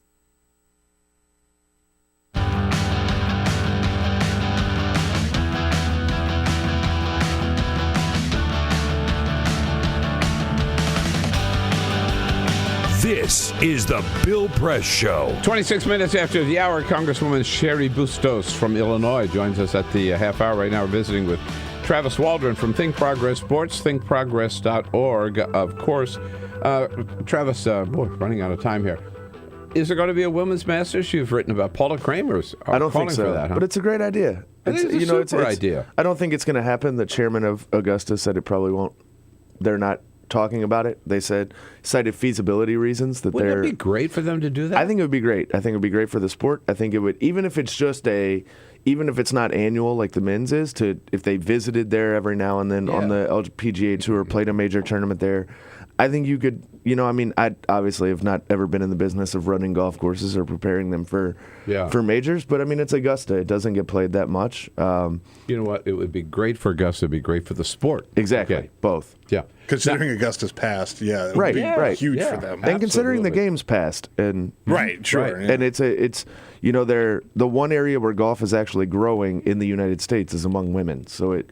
Okay. We'll have plenty of time to talk about this, but NBA playoffs start. Can't wait. When? Saturday. Wizards are in. Our Wizards are in. Our Wizards are in. The Bullets. They're not going to make it. I don't think they're going to make it very far, but it's going to be great. It's been an awesome NBA season. This NBA season has been insane. There's so many good young players, so many interesting players. We got Anthony Davis in the playoffs against Golden State, which is the most fun team in basketball. Peter's team snuck in. Go Spurs, go. Go Spurs, right? So it'll be great. And so this is going to drag on till the middle of June, you say? Only dragging on if you don't like it. All right. Come back and we'll handicap all the teams when we have a chance. Travis Waldron, thank you, sir. Thank you. This see you. is the Bill Press Show.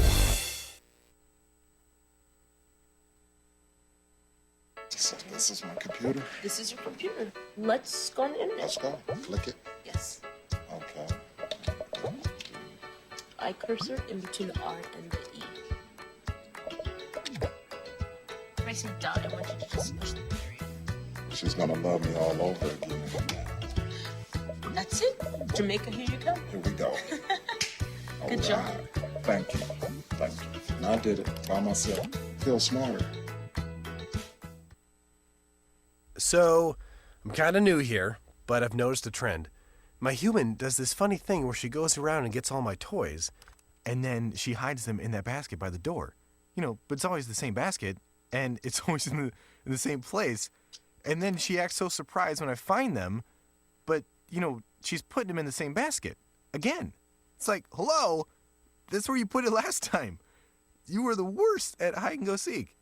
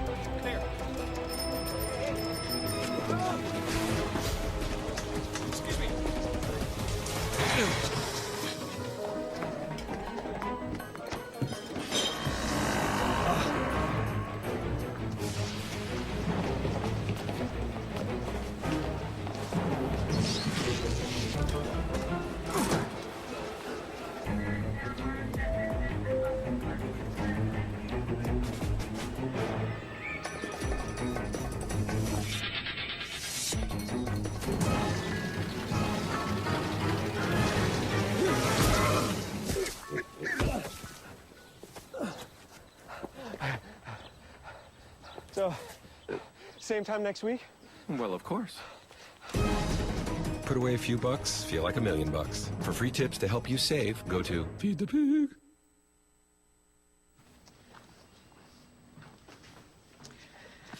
All right. I know this isn't any fun to talk about, but we should. Okay. So who's going to do what? I'll pack the dead batteries. Great. I'll only put what I don't need into a duffel bag. Perfect. That's totally unhelpful. No problem. Meanwhile, I will try to comfort everyone by speaking in a calm voice. And I'll try to get the generator going without any gas. Oh, let's not forget the cell phones, which probably won't work. Right. And who is going to handle supplies? I can forget to do a list for us. Thanks, pal. Well, I think we couldn't be any less prepared. I'm proud of you guys. Talk to your kids about who to call, where to meet, what to pack. Visit ready.gov/kids for tips and information. Hey, thanks for stopping by. You know, I followed your character since the first episode. I'm a big fan, big fan. Thank you. And listen, your storyline, it makes for incredible TV drama. Thing is, your drug use is very adult content. Too adult for the kids. So I'm gonna have to block you. Oh, man. Yeah. Well, have a good one. You're a nice lady.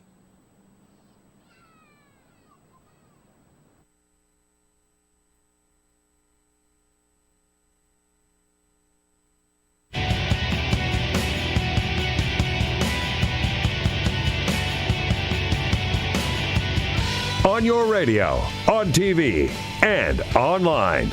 This is The Bill Press Show. Here we go now at 33 minutes after the hour at The Bill Press Show, coming to you live from our nation's capital, Washington, D.C., and our studio on Capitol Hill. Brought to you today by the American Federation of Teachers, Great Teachers of America. Doing a great job in the classrooms of America every day under the leadership of President Randy Weingarten. We salute them, thank them for their support of the program, and invite you to find out more about their good work at their website, aft.org. And here joining us in studio, a good friend of the teachers and the AFT and other working men and women fighting for them every day and representing the 17th Congressional District of the great state of Illinois, Congresswoman Cheri Bustos. Congresswoman, nice to see you. Thank you, Bill. Thank you for having me. Thank you, and welcome for what I hope will be the first of many visits. I hope so, too. And I do love the teachers. And a former journalist yourself, so... yeah. Always in print, though. Well, you know, I write a column. There's nothing. Yeah, so we so love it's okay too. We love our print brothers and sisters. As we have to still well. dig deep as print reportors, right? You yeah. got to get the full story. Right now, so speaking of the full story, were you anywhere near the gyrocopter yesterday when it landed on the West Lawn? I was not. Do you have any eyewitness reports? Well, just the ones that I've seen on this. But were you in your office or in the Capitol? Was there any alert, that unidentified aircraft coming in? Well, it's kind of interesting. On our cell phones, the Capitol Police will alert us through text on anything that happens. We were back home in our districts during a district work period last week when there was the suicide. Yeah. And yesterday we just got an alert on our phone, and typically they'll say something along the lines of "stay in place where you are until you get an all clear signal." And so they do a wonderful job. My husband's a police officer; he's now the sheriff of our county. And oh, really? Yeah. I know what our law enforcement folks are going through. On we've got a lot going on right now, but I did not see this yesterday. It didn't disrupt anything that I was in the middle of. Amazing that this gentleman was able to fly that craft. And, he wanted to make a good point, I think, which we would all agree with. There's too much money in politics, and we got to do something about all this, the super PACs and all that kind of stuff. But a strange way of delivering his message. But he was able to get through across this protected airspace in Washington, D.C., and nobody knew he was there until he landed. Yeah, and you think about the what ifs when you see those scenarios. Obviously, he just wanted to get a message across, as you said, in a somewhat odd way. But what if it was somebody who was nutty who wanted to do some harm? Right. Or what if he had tried to do that at the White House? I think the outcome might have been might have been different. You chose a different way to get a message across about equal pay, particularly for women, with an op-ed in The Hill, which caught our attention the other day. Still here in the year 2015, there's still a lot of inequality in the workplace, isn't there? Yeah, there is, and it's gotten a lot of attention through various books, articles, radio shows, and we're bringing it to light a little bit more right now this week because just this past week was Equal Pay Day. And what that means, in case some of your listeners may not know, but it was on this day, on Tuesday of this past week, that women would have had to have worked all of last year, until Tuesday of this month, of this past week, to make the same amount that men made in the year 2014. And, and as you just said, Bill, so a man works 1 year and a woman works a year and 4 months, basically, to make the same salary. Absolutely. Yeah. And so we've got to talk about that. And not only that, it's 2015, and it's time to make sure that we're doing something about it. What do you do about it? Just say, I mean, we had that whole campaign at Walmart, right? And Lilly Ledbetter was sort of on that same point. The first bill that President Obama signed, that for equal pay for equal work, is that now the law of the land, or what can we do to make it happen? Well, what the Lilly Ledbetter Act did basically is just give people an option to make sure that they can have legal recourse if they find out that they're not being paid for the same wage if they're doing the same work as a man. Make it easier to sue. Yeah. Absolutely. And now we've got new legislation, the Fair Pay Act, that would make sure that employers cannot do anything against an employee if they want to talk about their pay. And if they want to say, hey, Mr. Press, you and I do the exact same job as we're putting together this piece of machinery. What do you make?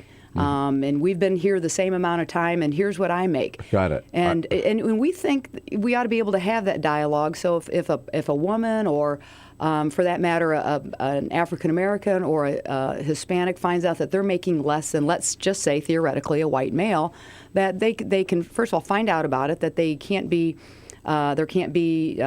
any kind of repercussions because they're talking about it, and then they can figure out how they're going to get fair pay for equal work. The Fair Pay Act, which has been introduced in the House, yes, right? Yes. With this House leadership, are you even able to get a hearing on that bill, or?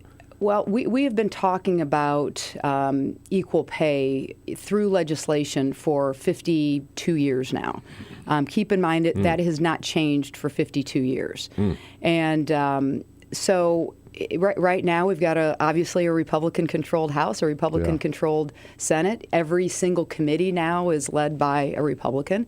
I don't know if we're going to be able to move this forward, but I think it all starts with a dialogue and a national dialogue that I hope can pick up some steam here. Is the goal to make it to require employers to pay employees the same wage for the same work, regardless of sex or sexual orientation or anything else? There would be legal repercussions for not paying equal pay for equal work.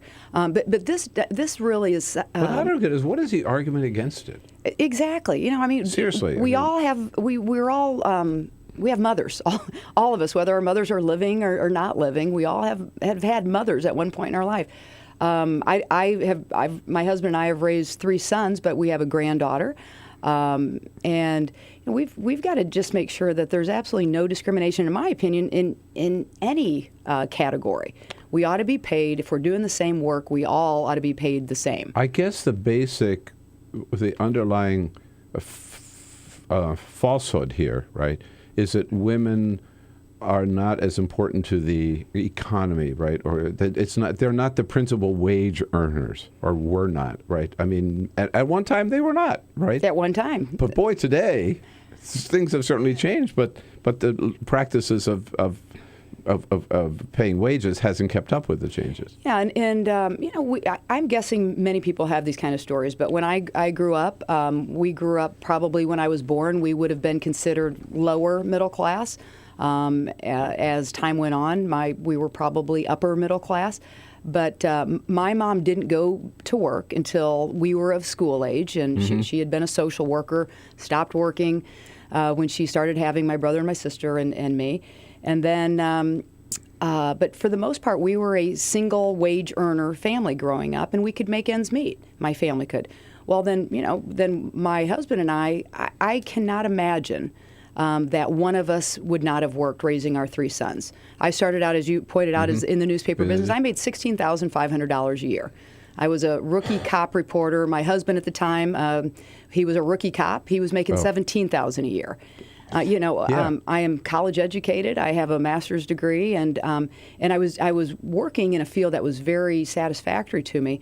But we could not save anything, and we were to the point at one time where we had to sell a car in order to pay our bills. And but I'm lucky because I could find a way forward. I wanted to move forward in my career, but the women I want to make sure, and the families I want to make sure that we talk about and draw attention to are women who maybe don't have a path forward, can't see that path forward because we don't have paid sick leave. It's not mandated in a country like ours. We don't have, so when you're giving birth, when you have to take maternity leave, in about 4 out of 10 cases, women don't have any kind of sick leave, even to take time off after they've given birth. And that is unusual in a world that we live in today. Child care is not affordable if you're not making a good wage. Minimum wage workers are having to spend more than half of their income on child care. Wow. You can't swing it. No, and so with so many couples, it's important that both husband and wife, both be fully employed. And then there are so many women too who are single moms, right? Absolutely. Raising their own families, and then yet not getting paid, again, equal pay to what a man would work in that job. And this is what I see. My congressional district is in northwestern Illinois, 7,000 square miles. We have 3 somewhat more urban areas. You need a gyroscope to get around your district. Oh, it is. I'll tell you what, we put on the miles. We absolutely do. A lot of windshield time. But, these are women that I see all over who just, they need help either figuring out how are they going to afford child care. They have to send their kids to school when they're sick because they can't take time off to be with them. I have to ask you very quickly because I know I've got to run over to get back to the Hill and get back to work. Tammy Duckworth, yes, your colleague and a good friend of the program here, running for Senate in Illinois. How's it look? I'm very excited for her. I'm very excited for our state and what could be. 1 week into her announcement, her very first road trip was to my district. We took her to Rockford and then down to the Quad Cities, and she is very well received. She has one of the most compelling personal stories of anyone I have ever known. She's a fighter. Yeah, she really is, and a really good person. And so, it's great that you're helping her. I knew that you would. And great that you're leading the fight for equal pay on this bill. If people want to find out more about it, they can go to your website? Yes. Bustos, bustos.house.gov. Bustos.house.gov. That's it. Hey, Congresswoman, great to see you. Thanks for coming in today. Thank you, Bill. All right, well, let's get back to work for all the people of the United States, and particularly your district, 17th Congressional District of Illinois, and we'll be right back. This is the Bill Press Show.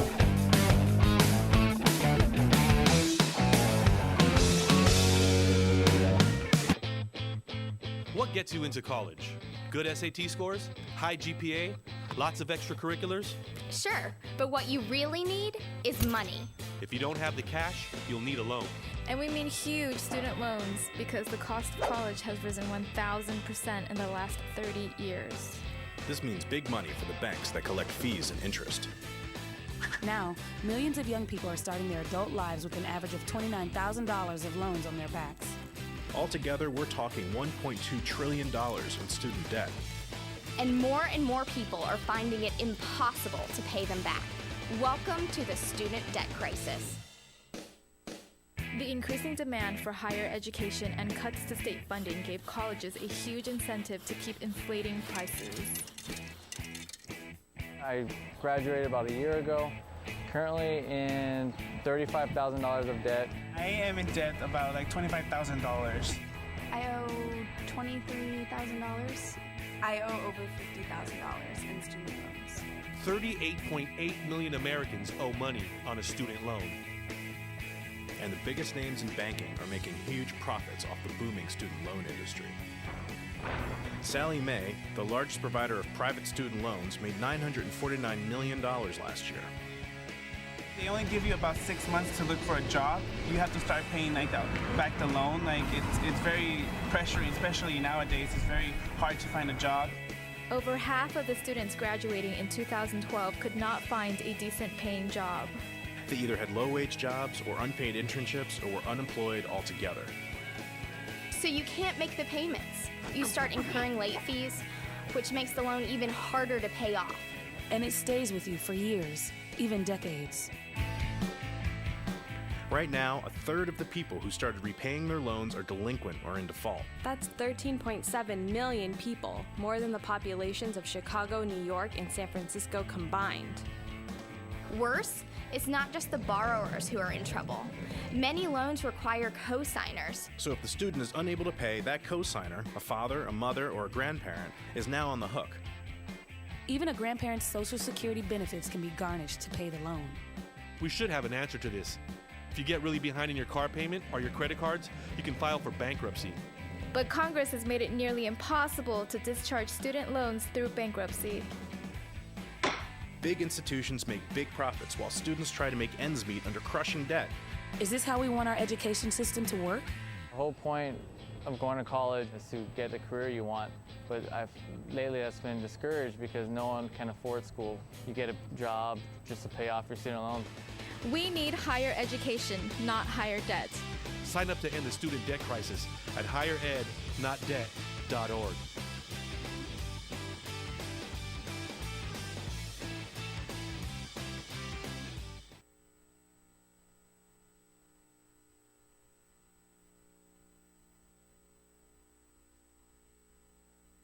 So, I'm kind of new here, but I've noticed a trend. My human does this funny thing where she goes around and gets all my toys, and then she hides them in that basket by the door.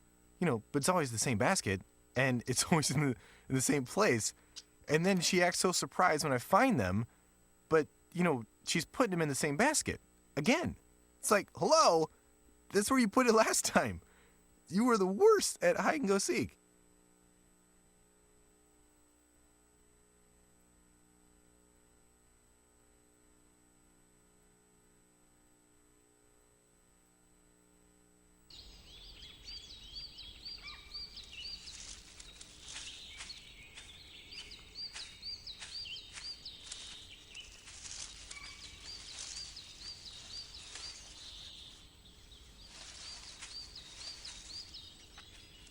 At Earth Justice, we defend the environment in the courtroom. Join our fight. When you take a seat, you take a stand. Earth Justice, because the Earth needs a good lawyer.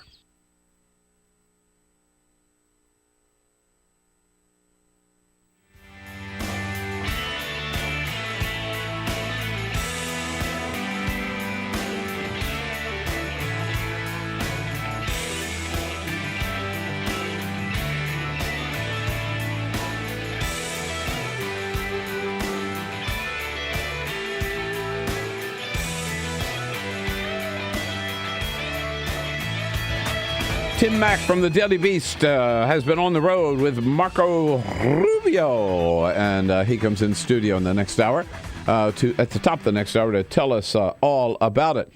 And as we were discussing there with the good Congresswoman Cheri Bustos, a gyroscope appeared out of nowhere yesterday. The gyrocopter. Gyrocopter, yes, what am I indeed. saying? Yes, thank you.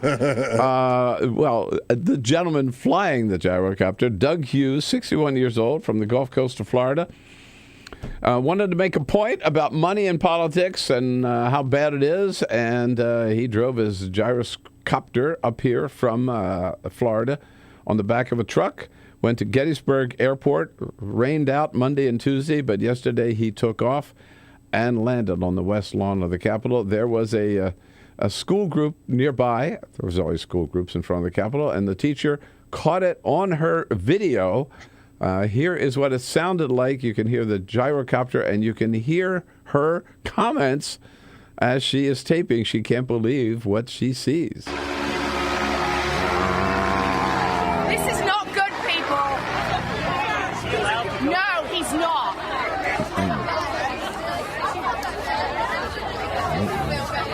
Oh, Jesus Christ. That's when he lands. Guys, just stay still for a minute. That's not good. This is not good, people. You hear one of the students say, is that allowed? He said, no, he's not. Mr. Hughes immediately arrested by the Capitol Police, of course. And a reporter from the Tampa Bay Times, and that's a whole other story. The people of the Tampa Bay Times knew this guy. They'd known for months what he was planning, when he was planning it, and where he planned to land. And they never told the Secret Service, never told the Capitol Police. Should they have? Damn right they should have. But at any rate, here's what they without informing the authorities, they sent a reporter and a photographer to Washington to capture this event live and so they would have their scoop on it. The reporter, Ben Montgomery, says, here's what motivated Doug Hughes to do this. If you want to make a point, you got to do something big, as sad as that seems. And he said what he was working on was doing something significant, making a point about reforming government, getting corrupt money, corrupt dealings out of elections. Well, yeah, he did something big, all right. He also did something pretty dumb, mighty dumb. And the fact of it is, people are today, they're talking about this, but they're not talking about money in politics. They're talking about how a lightweight aircraft like that could get through the air defense system around Washington, D.C. NORAD, as it's called, did not detect him, did not know he was, and he flew in from Gettysburg, Pennsylvania, did not know he was in the area, did not know he was over Washington airspace, pardon me, didn't know anything about it until he landed. The fact that he went 80 miles. 80-some miles, right. In this thing, and nobody picked up on it. He's small enough and flying low enough that they did not detect it, as many people have said. It's a good thing he chose the Capitol and not the White House to try to do this. They've got missiles on top of the White House. He would not have made it. As he is still in a lot of trouble, but and everybody's scratching their head. How could this have happened? You know, I wish I'd been down there to see it, but too bad I missed it. We'll be right back. Tell you what the president's up to today. This is the Bill Press Show.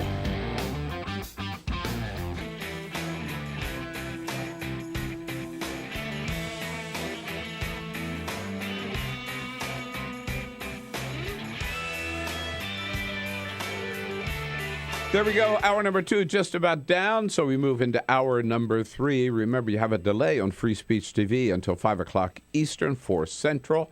But you can watch the third hour live immediately on our video stream, TawkrTV, youtube.com/TawkrTV on your iPhone, your iPad, your desktop, laptop, or whatever. In this third hour coming up, we're going to find out all the latest on Marco Rubio from Tim Mack, who was on the road with Marco Rubio. Just got back. And Burgess Everett covers Congress for Politico, will join us as well. A big hour number 3 coming up. Not going to want to miss it. Stay with us.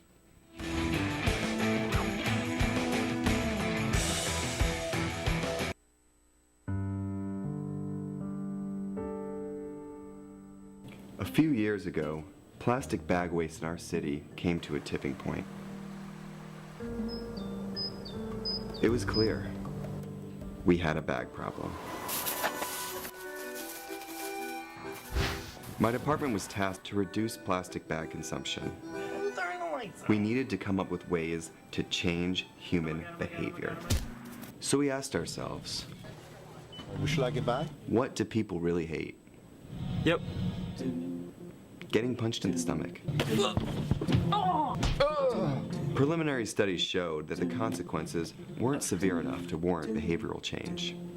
Actually, can I get that double bagged? So we thought, what do people hate more than getting punched in the stomach? Kissing Helga. Hey, big boy. People didn't find her so offensive after all, so We had to get creative. How many bags? Okay, now pour this ice water down your pants.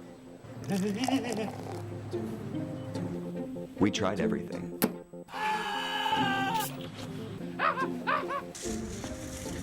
Eat the threat. Defuse this bomb. Even fighting your clone. After blowing through millions of dollars of government funds on research, I came up with a brilliant idea. Why don't we just charge 5 cents per bag? That's a stupid idea. Would you like a bag? Yes. 5 cents a bag. 5 cents? 5 cents? Do I still have the option of getting punched? Honestly, I don't know how everyone else missed it. Why don't you just get a reusable bag?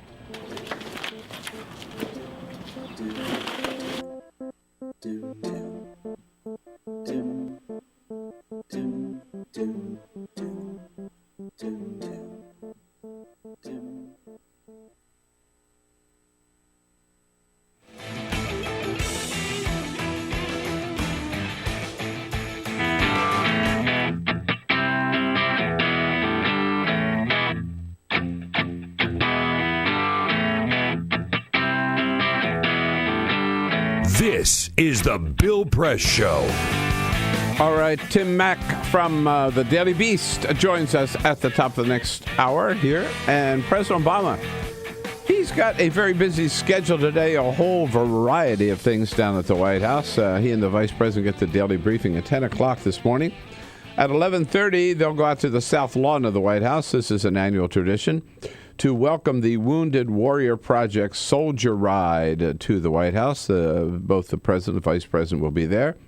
This afternoon, the President going over to the South Court Auditorium across the street from the White House to deliver remarks at a Champions of Change event highlighting issues important to working families. And then at 5 o'clock in the East Room of the White House, the President and Vice President will be hosting a reception in honor of Greek Independence Day. We have our briefing with Press Secretary Josh Earnest at 12:30 today at the White House. Again, we start off the next hour with Tim Mack from the Daily Beast, then joined by Burgess Everett from Politico. Hour number 3 coming up. This is the Bill Press Show.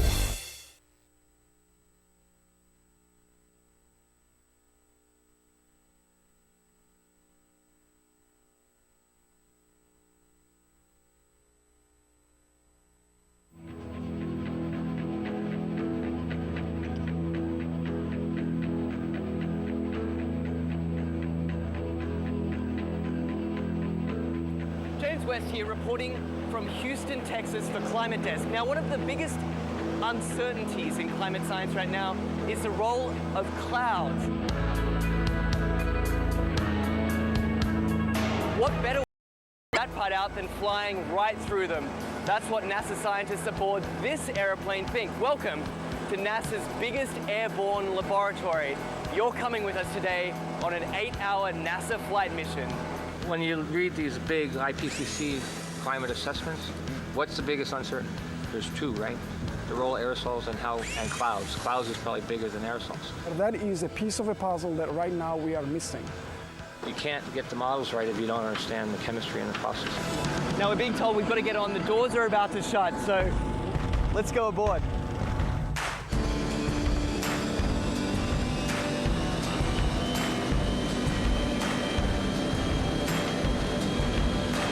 Every time you turn on the weather, every time you hear a climate change prediction, that information has to come from somewhere. And it starts by getting sucked out of the air from planes like this.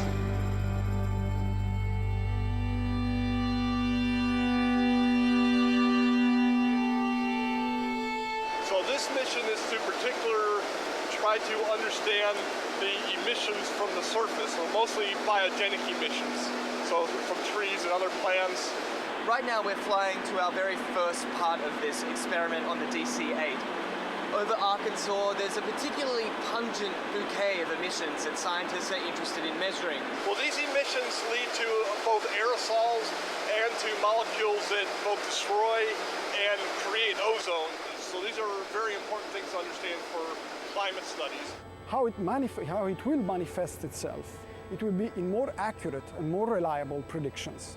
So what we're doing is taking a series of flyovers, each at a different level of the atmosphere, scooping up those emissions, testing them, and hopefully scientists are going to see exactly what's in this column of air all the way up. The data that we collect in one flight can keep busy 60 scientists and students for 3 years, 4 years. We're still studying data from data collected 20 years ago. In fact, this particular mission today is its most heavily equipped in its nearly 30 years of service. Each one of these consoles here is a specially equipped scientific instrument designed to collect all sorts of different data in real time. And this instrument here tracks the sun. We're looking at mist chambers. They're used to strip soluble gases. This black line is the CO2. It's about 390 ppm right now. We're putting these filters in the bags that we've got the aerosols that we trapped out of a certain amount of air. And so we're sampling up here about 150 liters a minute. That ultimately flows back into the operational models. It flows back into what goes on TV every day. Anyway, I got to get this sample going. You do it. It's a busy man at work. We can't let him rest. Well, get this. We've just spent 2 hours crisscrossing this one cloud formation.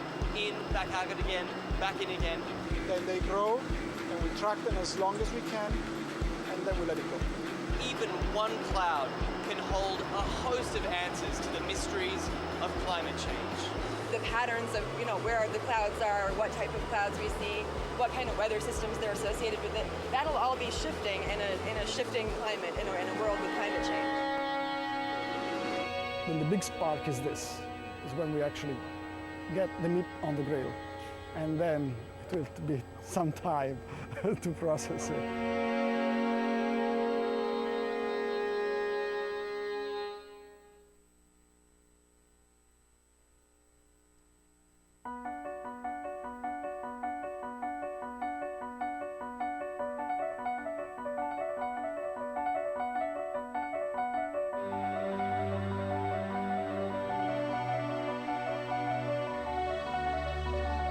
The most important issue on this planet right now is to protect and conserve biodiversity in the world's oceans. And I don't think people realize just how intimate our connection is with the oceans themselves. Not only do they provide the very foundation of life and control our weather, but life just simply could not exist without a healthy ocean. The real problem, though, is apathy. It's all out of sight. It's all out of mind, and people don't even think about it. But it doesn't matter whether you live in Peoria or on the coast. The fact is, whatever happens in the ocean affects all life forms on the planet Earth. If the oceans die, then civilization collapses. We all die. We cannot live on this planet without the oceans. This is, in fact, not the planet Earth. It's the planet ocean, but because we're a land-dwelling species, we refer to it as Earth. But it is the planet ocean, and the oceans are the heart and the foundation of all life on the planet.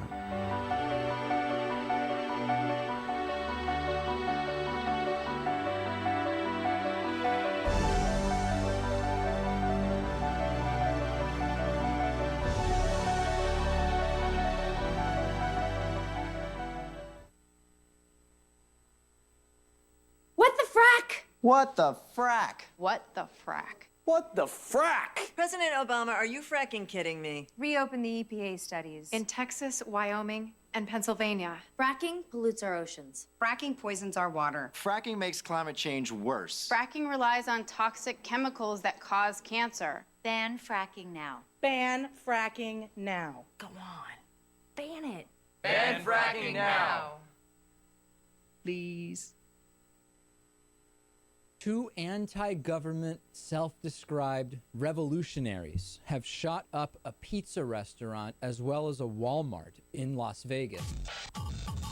The internationally syndicated political series, The David Pakman Show, provides progressive talk, analysis, and interviews with the nation's youngest radio and television host, David Pakman. Find out more and catch up on all the latest episodes by visiting our website at freespeech.org.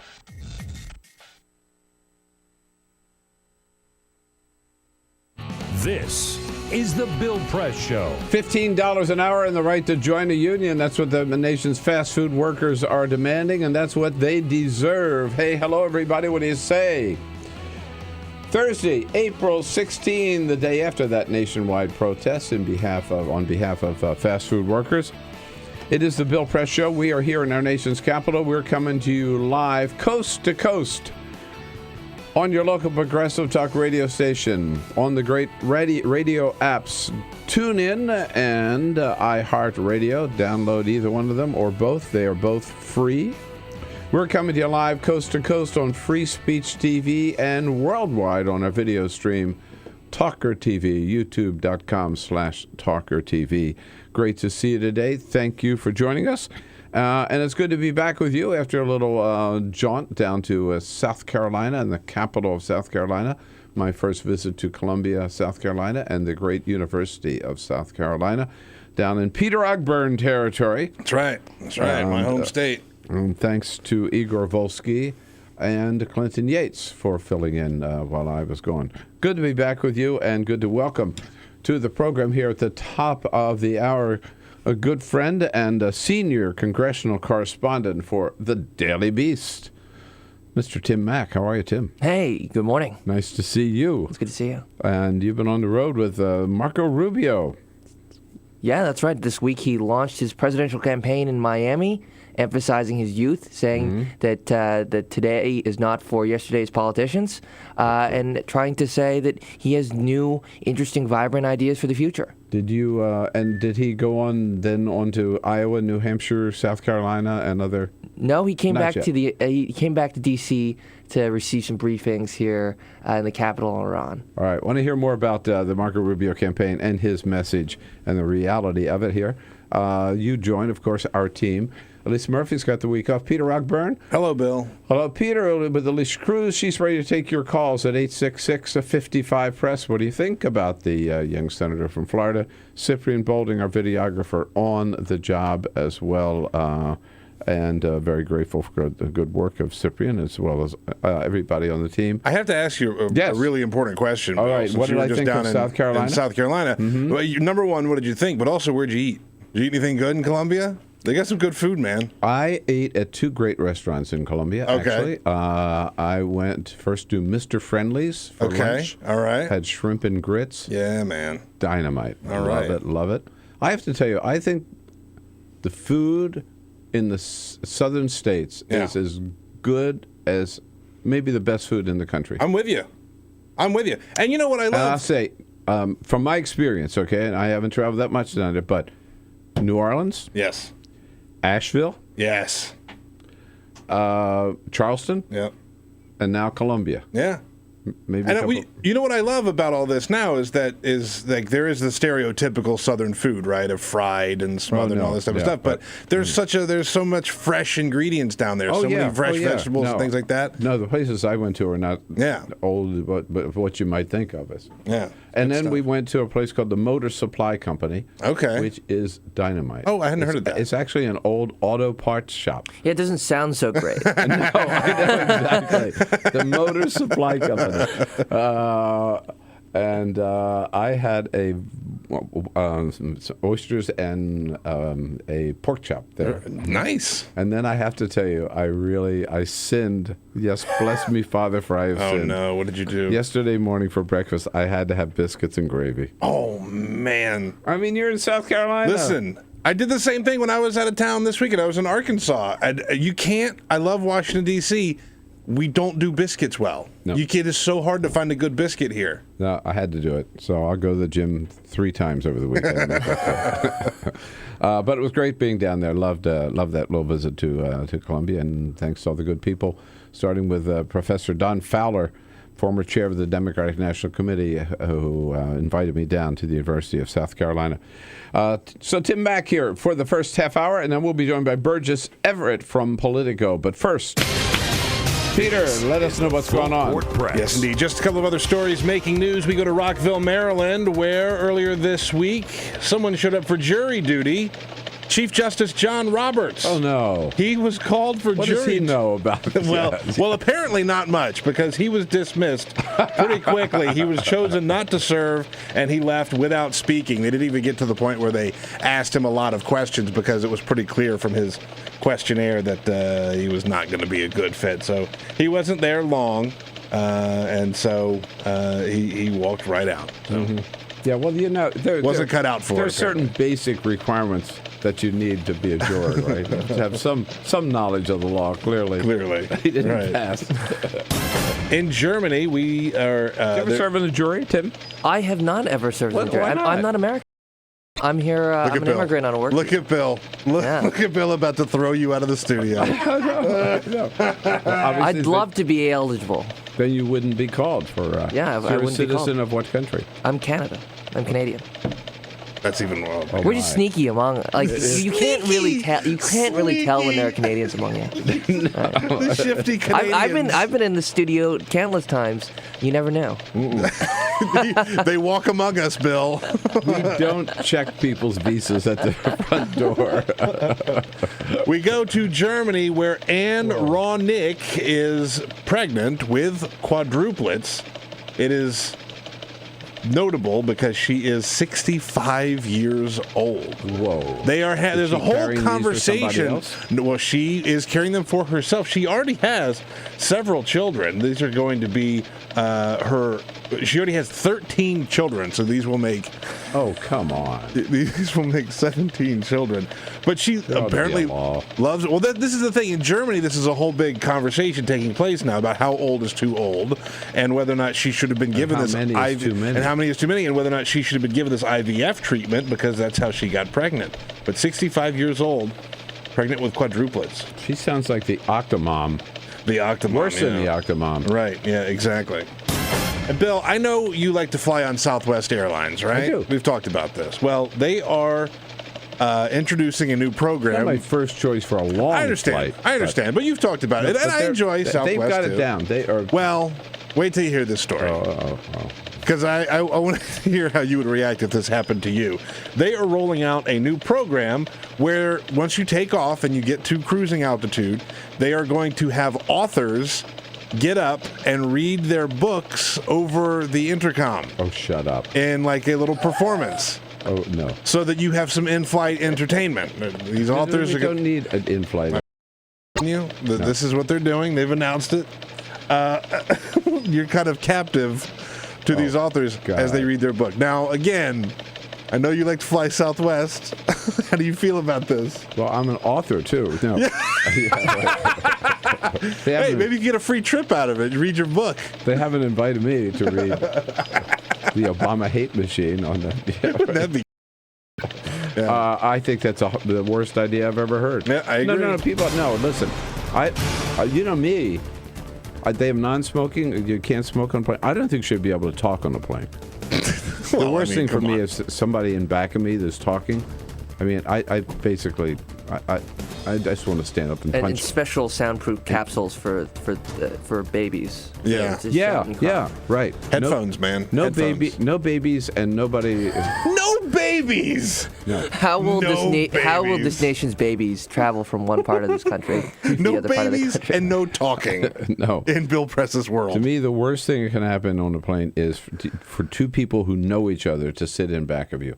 And then they talk the whole damn flight. It just drives me crazy. Right? So for an author to stand up with me, let me tell you, I'd be out the door. Jumping out the author plane. Would be out the door. You're right. 15 minutes after the hour, here we go. Marco Rubio, the big announcement, Peter, on Monday. You were there, and Marco Rubio, again, stressing his youth and wants to take America into a new century. Here he is. Tonight, grounded by the lessons of our history. Yes. But inspired by the promise of our future, I announce my candidacy for President of the United States. And that was his whole theme, wasn't it? Youth, new ideas, fresh ideas, unlike the people in either party who are all the others running who are like locked in the past. Yeah, well, he is really emphasizing this idea of a new American century. Bypassing, of course, the fact that we're already 15 years into it. Right. But the point he's trying to emphasize is America dominated the 20th century. There's still a chance for America to dominate the 21st century. Elect me as president, and I'll be doing that. You know, for one thing, I don't know whether you pointed this out in your story, but the New American Century is not a new phrase, right? No, not at all. There was a New American Century project. Project for a New American Century. Project for a New American Century, right. Started by Bill Kristol of the Weekly Standard for the purpose of promoting regime change in Iraq, which led to the Iraq War. So is this really what Marco Rubio wants to tie himself to? You're not to? the first person to make that connection. But yeah, I mean, Marco Rubio isn't afraid to say that he's one of the more hawkish people in the Republican field. And I think as this race goes on, you might find himself aligning very much with the Bill Kristols and the Tom Cottons of the world. I wouldn't be surprised about that at all. Now, I'm not sure that's exactly the point, the inside joke that he's trying to make to the American people. Right. Probably not, but... But I think it's an inside joke that resonates, too. Mm-hmm. Now, so he says, I'm the young guy with the new ideas, right? But I've looked at some of his ideas. Let's take Cuba, for example. Okay, I just checked this last night. 90%, according to the Florida International University latest poll, 90% of young Cuban Americans say it's time to change relations and improve relations and normalize relations with Cuba. He's on the other side of that issue, which I think is the wrong side of the issue. I mean, that's not his position. On Cuba is not a new idea. Yeah, I think when he's talking about youth, he is trying to say, well, look at these fresh ideas. Many of his ideas, tax cuts, for example, or a hawkish foreign policy, much like Ronald Reagan, those are ideas that are rooted in the past. There's no doubt about it. I think when he's talking about new ideas, he's really talking about, I'm the new idea. I am, as a Hispanic American Republican, a young guy, I'm the new idea. Okay. And when he talks about bringing a fresh outlook, he's saying, I'm 43. He's saying, I've got all this vitality, and I can bring fresh air into the White House. Yeah, but I'm just so let's just check the reality here. I said on several issues. On Cuba, it's not a new idea. I mean, that's the 50s. He's talking like people in the 50s used to talk about Cuba when the boycott started, right? Mm-hmm. But you mentioned, he's the Latino. He's a hope of the Republican Party. On immigration reform, he started out being for comprehensive immigration reform. He was one of the 8 senators who wrote the bill. Mm-hmm. Today, he's against it. Where's the new idea? Yeah, well, his position now is, hey, we got to absolutely secure the border. He got burned working on the Gang of 8, basically. He got burned trying to push forward this new idea. Burned by his base, by conservatives who scorned him after he decided to work with Democrats, and it didn't work out. Now, if he had been able to come away from that comprehensive immigration process with at least a bill or a law or some progress in this country to show for it, I don't think that he would have stepped away from it. But when he decided to make this compromise and put himself on the line, and then the project failed, that's when he decided to say, hey, I'm backing away from this idea of comprehensive immigration reform. I'm going to focus on comprehensive border security first. Okay, which is an old idea, I would add. Let's take another issue, same-sex marriage. I mean, young people today don't care, right? I mean, they basically say anybody can marry, anybody wants to can marry anybody they want to. I mean, among young people today, it's 70, 75, 80%. Marco Rubio's against it. So then he gives an interview yesterday with the great Jorge Ramos, right, on Univision and Jorge asks him, well, would you go to a same-sex marriage of a friend of yours? Here's that question is if you would attend to a gay wedding. Yeah, but somebody in my life that I love and care for, of course I would. I mean, I'm not going to hurt them simply because I disagree with the choice they've made, or I disagree with the decision they've made, or whatever it may be. Ultimately, if someone that you care for and is part of your family has decided to move in one direction or another, or feels that way because of who they love. So he would deny LGBT people the right to get married, but if he knew somebody gay who was getting married, he'd go to the wedding. I mean, he's sort of trying to have it both ways here, isn't he? Well, you have to see this through the lens of the Republican Party, for which he's trying to be the nominee. It's actually a relatively progressive idea to say, yeah, absolutely. And the way that he framed it was very much in the way of the LGBT movement, which is, this is about who we love. This is not about legal rights. This is about having the basic fundamental right to love who we love. But at the same time, his position is he would make it illegal. I'm not Marco Rubio's spokesman, so I can't argue. No, yeah. But what I'll say is, I mean, if you look at his position as compared to other Republican candidates, it's relatively. All right. So the real question is, do you think he could go all the way? I think he has a very hard chance going through these early states. I'm not sure where he wins. I think he's the candidate who steps up if Jeb Bush stumbles. And I think that's really interesting because during his speech, he said, I'm not waiting. So I've heard some people say, it's time for you to wait. It's time for you to let someone else have a chance who's older and wiser, and et cetera. And he says to those haters, I'm not going to wait. Mm-hmm. And we know who he was talking about. And he was talking about Jeb Bush, of course. Right. He was talking about Jeb Bush when he talked about the families of yesterday and people who are born into privileged positions. He didn't say the name Jeb Bush, but we know what he meant. And it's important because really the major way in which he's going to make a breakthrough is if Jeb Bush stumbles early on in the process and the party needs another mainstream alternative. Marco Rubio, number 3 Republican to announce. All 3 first-term senators, by the way. That's another interesting story. Tim Mack is here, senior congressional correspondent for the Daily Beast. Jump in at 866-55-PRESS. We'll be right back. Connect with The Bill Press Show on Twitter. Follow us at BP Show and tweet using the hashtag WatchingBP. This is The Bill Press Show.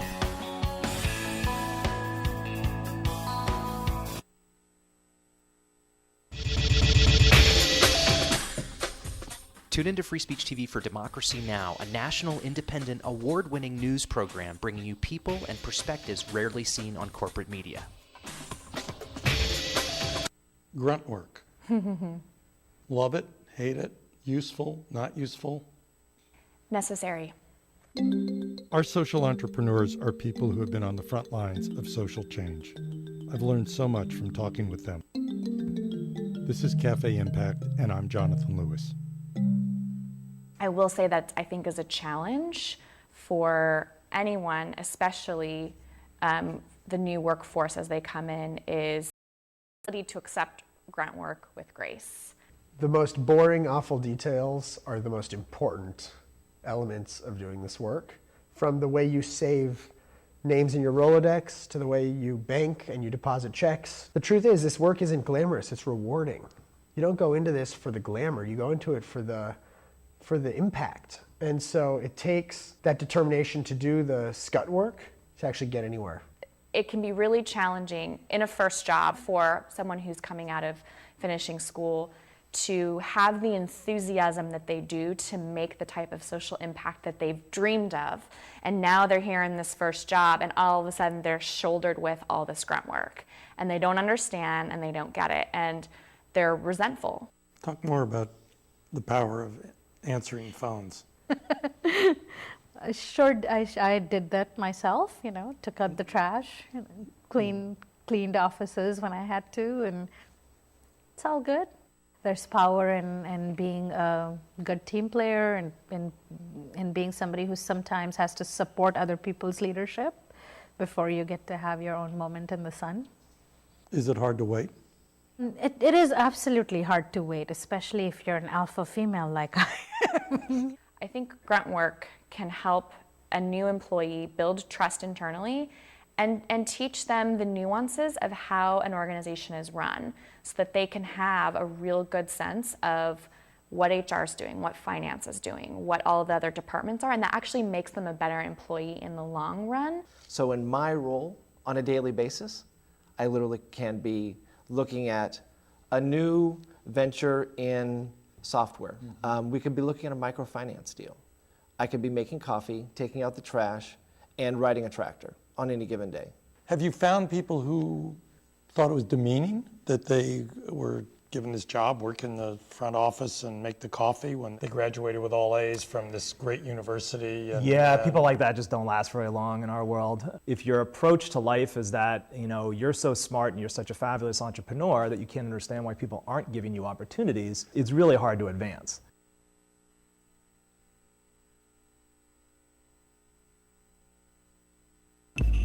Tune in to Gay USA with hosts Ann Northrup and Andy Hum for in-depth coverage of lesbian, gay, bisexual, and transgender news. Watch Gay USA every week, only on Free Speech TV.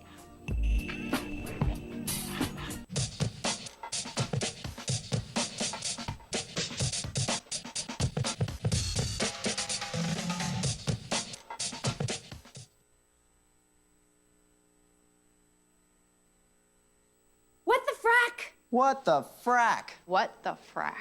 What the frack? President Obama, are you fracking kidding me? Reopen the EPA studies. In Texas, Wyoming, and Pennsylvania. Fracking pollutes our oceans. Fracking poisons our water. Fracking makes climate change worse. Fracking relies on toxic chemicals that cause cancer. Ban fracking now. Ban fracking now. Go on.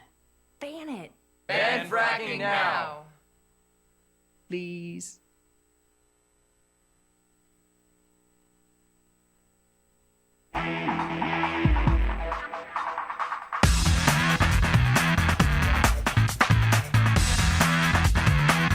This is the Bill Press Show. Burgess Everett from Politico joins us at the half hour. Right now we're in studio with us. Tim Mack, senior congressional correspondent for the Daily Beast, who has been on the road with Marco Rubio. Will he have the money for a long run? Marco Rubio. Well, it's interesting because he has a billionaire in his corner, Norman Brayman, very wealthy. That's all you need today is your own sugar daddy. Well, very, very successful automobile dealer. Yeah. Much like Marco Rubio, came from nothing at all. Father was a barber, mother was a seamstress. So they have a natural affinity. And so when I was down in Miami, I decided, hey, well, where does this guy live? It turns out he lives on this private island called Indian Creek Village. And it's a really fascinating island. It has 33 plus billionaires, or at least gazillionaires. We're talking the wealthiest of the wealthy. 33 plus billionaires on the island? Yeah, it's an exclusive. Every single property is oceanfront. It's man-made island. And it's just this gorgeous place. I, of course, was not able to visit because there are gates right at the ridge. Yeah. But Beyonce and Jay-Z used to live on the island. There's this whole interesting natural environment of Republican donors. 6 people on the island have already donated to Marco Rubio. So I wrote about that today in the Daily Beast, and you can go check it out. It's all about how he's cultivated these donors and the self-made men that are supporting Rubio now. DailyBeast.com. Check it out. And Tim Mack, thanks for coming in. Thank you. All right, see you again soon. This is the Bill Press Show. So this is my computer. This is your computer. Let's go on the internet. Let's go. Click it. Yes. Okay. I cursor in between the R and the E. Pressing dot, I want you to just push the period. She's gonna love me all over again. That's it. Jamaica, here you go. Here we go. Good job. Thank you. Thank you. And I did it by myself. Feel smarter. So, I'm kind of new here, but I've noticed a trend. My human does this funny thing where she goes around and gets all my toys, and then she hides them in that basket by the door. But it's always the same basket, and it's always in the same place. And then she acts so surprised when I find them, but, she's putting them in the same basket. Again. It's like, hello? That's where you put it last time. You were the worst at hide and go seek.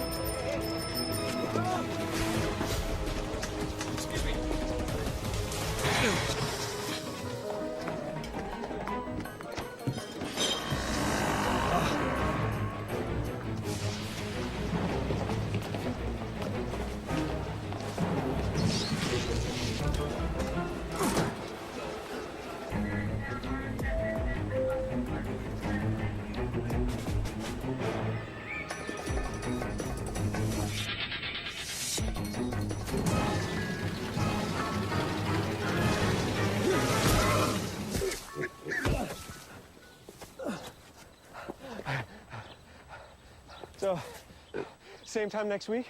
Well, of course. Put away a few bucks, feel like $1 million. For free tips to help you save, go to Feed the Pig.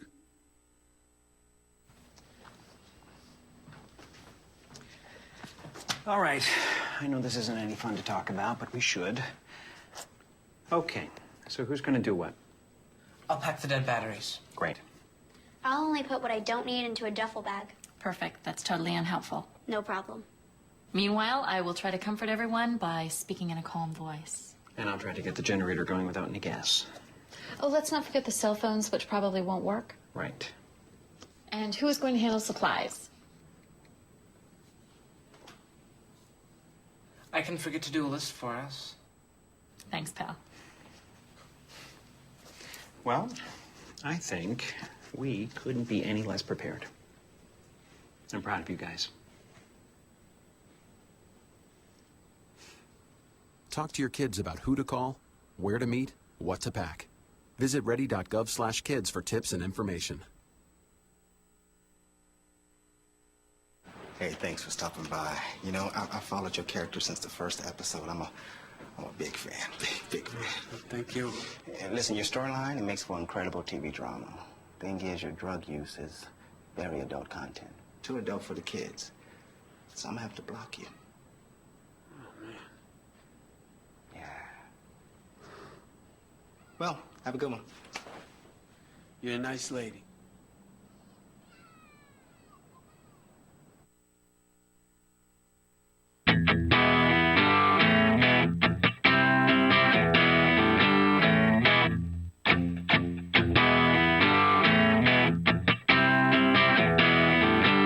Seen on Free Speech TV and online on TawkrTV. This is the Bill Press Show.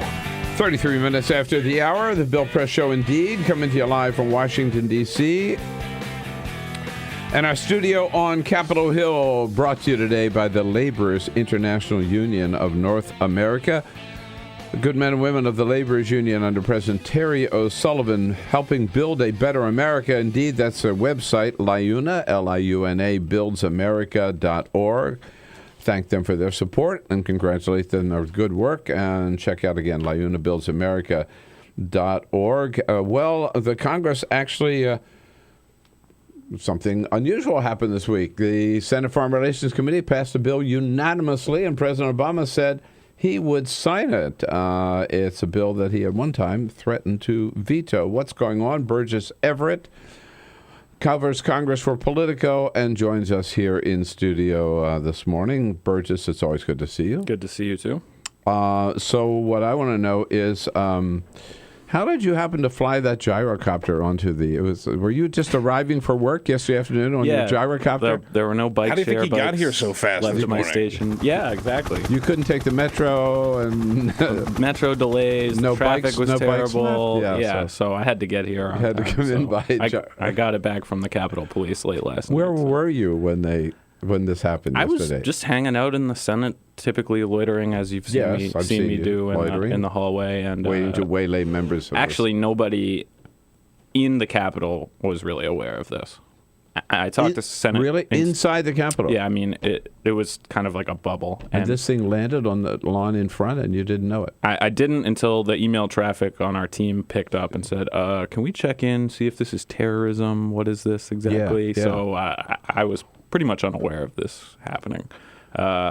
And it was interesting. I talked to the Senate Intelligence Chairman, Richard Burr, right after it, and he was like, I haven't really got a briefing on this yet. I'm not too worried about it because there's no explosives on it. So that was in contrast to Lindsey Graham, who said maybe it should have been shot down.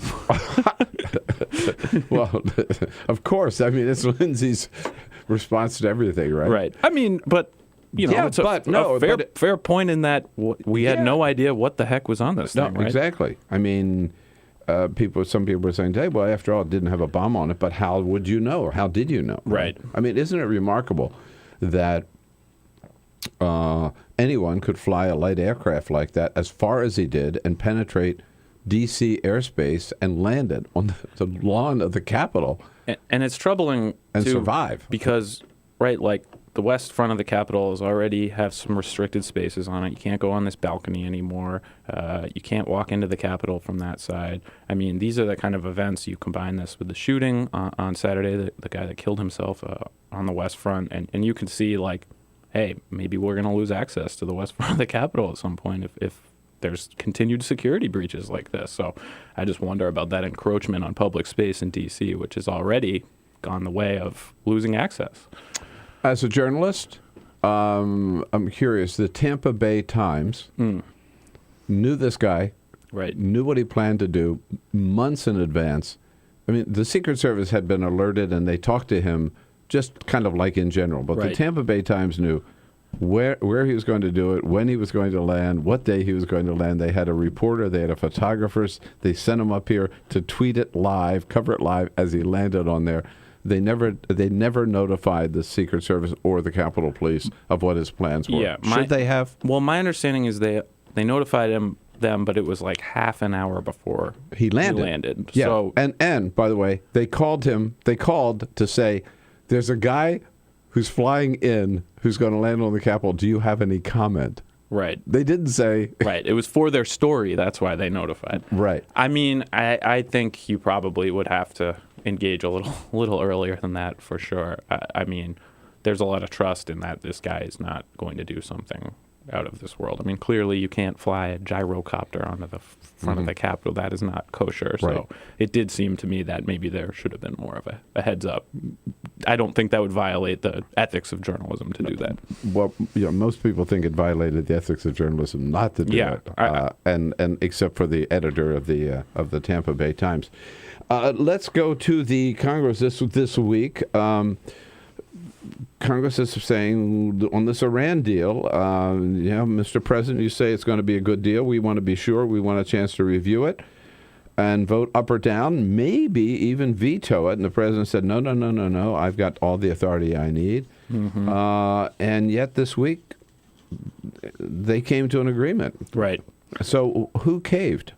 Well, Republicans would say that the White House caved because Democrats were, after the Democrats had gotten a couple concessions on the bill, but really it's essentially the same bill that the White House said they were going to veto because it allows Congress potentially to vote to reject lifting of sanctions. That's going to be key to any agreement.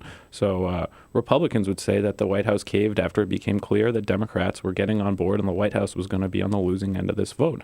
And Democrats would say, we got key concessions from the Republicans, so that's why we all jumped on board. I've heard that. So what were the concessions? Were they key? Were they really? Sure. I mean, like the bill would have required before that the president certify that Iran is not funding terrorism against the United States. This is viewed out of the scope of the nuclear negotiation. It really could have been a snag for finishing things up by the end of June, which is what the president is trying to do. And there was also a little bit of leeway given to him on not allowing Congress to review the deal for quite as long.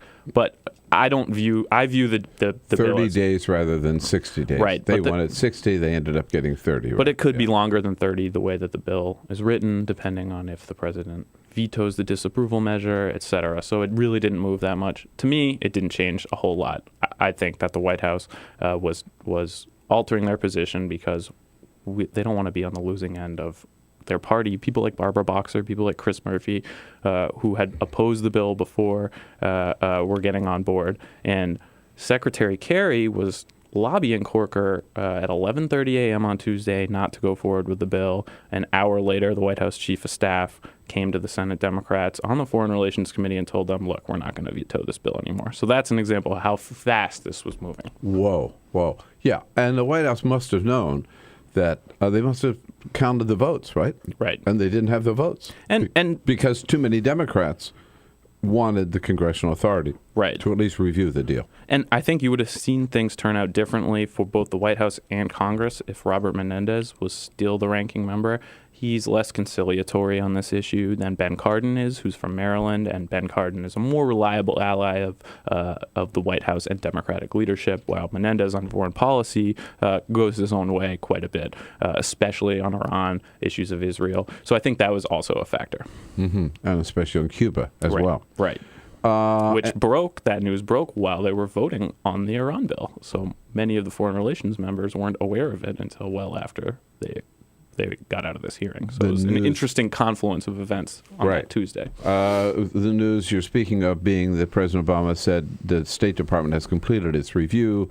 They've recommended removing Cuba from the list of state sponsors of terrorism, and he was going to go along with that. And he does that unilaterally? That does not mean... So Congress can review it, and the general sort of logic is that they're not going to be able to block it, but I think that remains to be seen. I could see someone like Marco Rubio, someone like Menendez making this into a bigger issue than it is right now. All right. The name Senator Menendez has come up.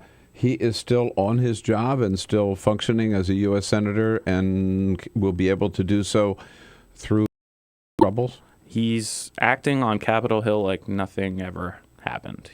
Besides stepping down from this ranking member position, he's still voting. He's still a player. He was still a player on this Iran bill. He kind of emphasized to us that, hey, I'm doing almost everything I would have been doing before. He's making very clear that he still attends the committee hearings, still voting, still everything. Correct. Yeah. So he's lost his seniority rank on that committee, but that's only temporary, he says, and he's operating as if nothing ever happened.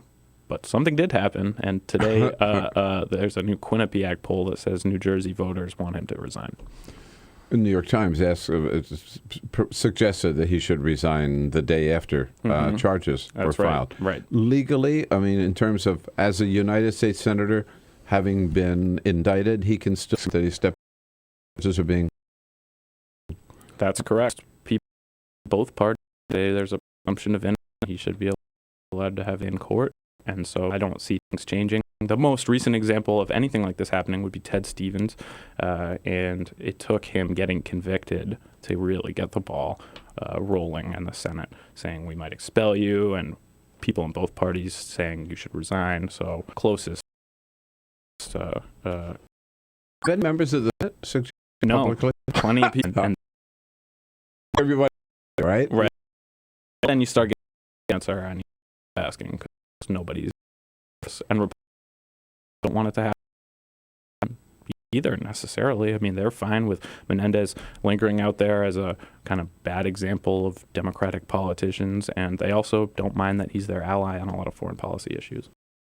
Yeah, interesting to watch. Burgess Everett, that's what he does every day for all on the Hill. We've got the Iran rail cop landing onto the White House yesterday, and a new development. Congress now will have the authority to review, even veto the nuclear deal. All press. The Bill Press Show on Twitter. Follow BP Show and tweet using the hashtag. This is the Bill Press Show.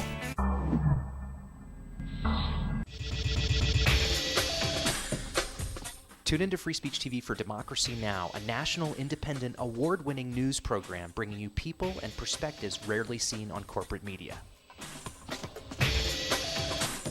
I'm the retired bishop with the Episcopal Church as the bishop for all chaplains in federal service. I read that there was a group of people that represented a sense of injustice that I had. We'd lost Zuccotti. I mean, there was a kind of a hope that maybe Trinity Church would be gracious and give refuge. We picked this day where we would gather and demonstrate that Trinity was closing its ears to what was happening. We marched around the block, and I realized that, my goodness, they're carrying a ladder. And I thought, well, this is the moment.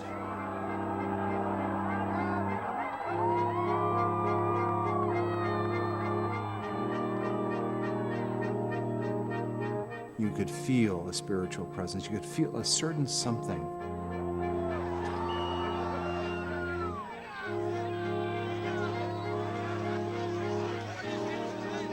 And then the cops came in. It got brutal. Yeah, I'm with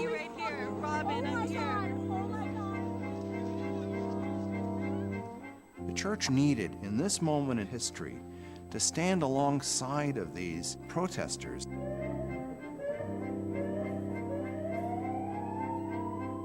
truth of Christ is found in the pews, is found in the institutional church, but it is also found on the streets. It's found in the honesty and the integrity, the insistence of people that you find in Occupy Wall Street.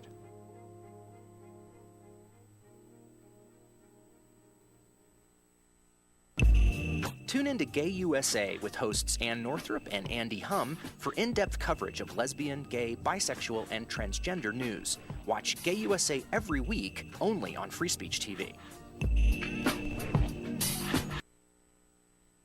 What the frack? What the frack? What the frack? What the frack? President Obama, are you fracking kidding me? Reopen the EPA studies. In Texas, Wyoming, and Pennsylvania. Fracking pollutes our oceans. Fracking poisons our water. Fracking makes climate change worse. Fracking relies on toxic chemicals that cause cancer. Ban fracking now. Ban fracking now. Go on. Ban it. Ban fracking now. Please.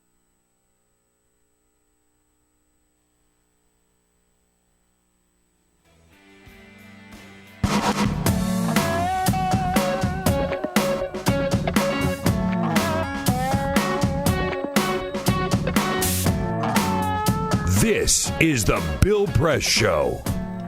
12 minutes before the top of the hour, Thursday, April 16.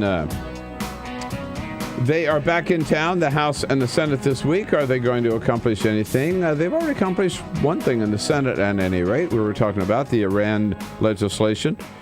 Burgess, Everett here in studio with us from Politico, Congressional reporter. One other thing that I think both the House and the Senate succeeded in passing is the so-called doc fix. Right. This is something every year that they've had to do every year, and now they fixed it kind of maybe once and for all. Right. Every year they would punt this Medicare formula, which would cut these payments to doctors who treated low-income people. And so they'd have to increase the payments or adjust the payments every year. They put the sustainable growth rate in place in the 90s, and it was kind of like the alternative minimum tax in that each year it was too painful. They couldn't actually employ this legislation that they wrote. So they've finally gotten rid of it. It's this cliff that's required Congress to kind of swallow a bad pill every year, and it's gone now. And Democrats kind of railed against it because it has this Hyde Amendment language in it, which bars community health centers from using the money to perform abortions. And people on the right railed against it because it had some unpaid for spending in this entitlement reform. But ultimately it passed the Senate 92-8, and Rand Paul voted for it. Whoa. So there you go. I mean, it's a pretty big breakthrough. I mean, it kind of shows you that people will complain about this stuff, but when push comes to shove, if they can get something off their plate and make some meaningful changes to the law, they'll do it. And the president said he would sign it. Yeah, the president indicated even before this long recess that he would sign it. He didn't say so explicitly, but it was definitely a message to the Senate Democrats that were railing against it that you guys got to get on board with this. Was that President Barack Obama or President Rand Paul who said he would sign it?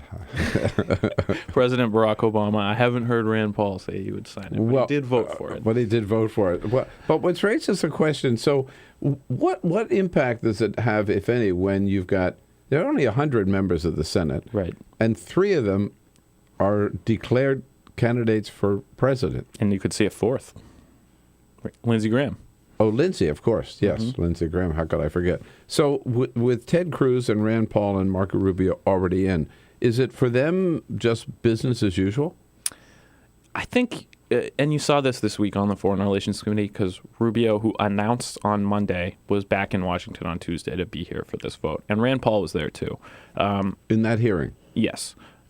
Rand did not say anything, but he did vote in the committee. And Rubio wanted to talk about his amendment, which he withdrew, which would have required Iran recognize Israel as a state. And that would have killed this whole deal that we've been talking about. Yeah. So I think you kind of see this pattern, right, of they're going to come back to D.C. when they McConnell needs their vote, or when it's a really big issue that they're going to get dinged for missing. But they've already missed plenty of votes, plenty of meetings, plenty of committee hearings. You're going to see that keep happening. They're going to come back for the critical stuff, I think. Right.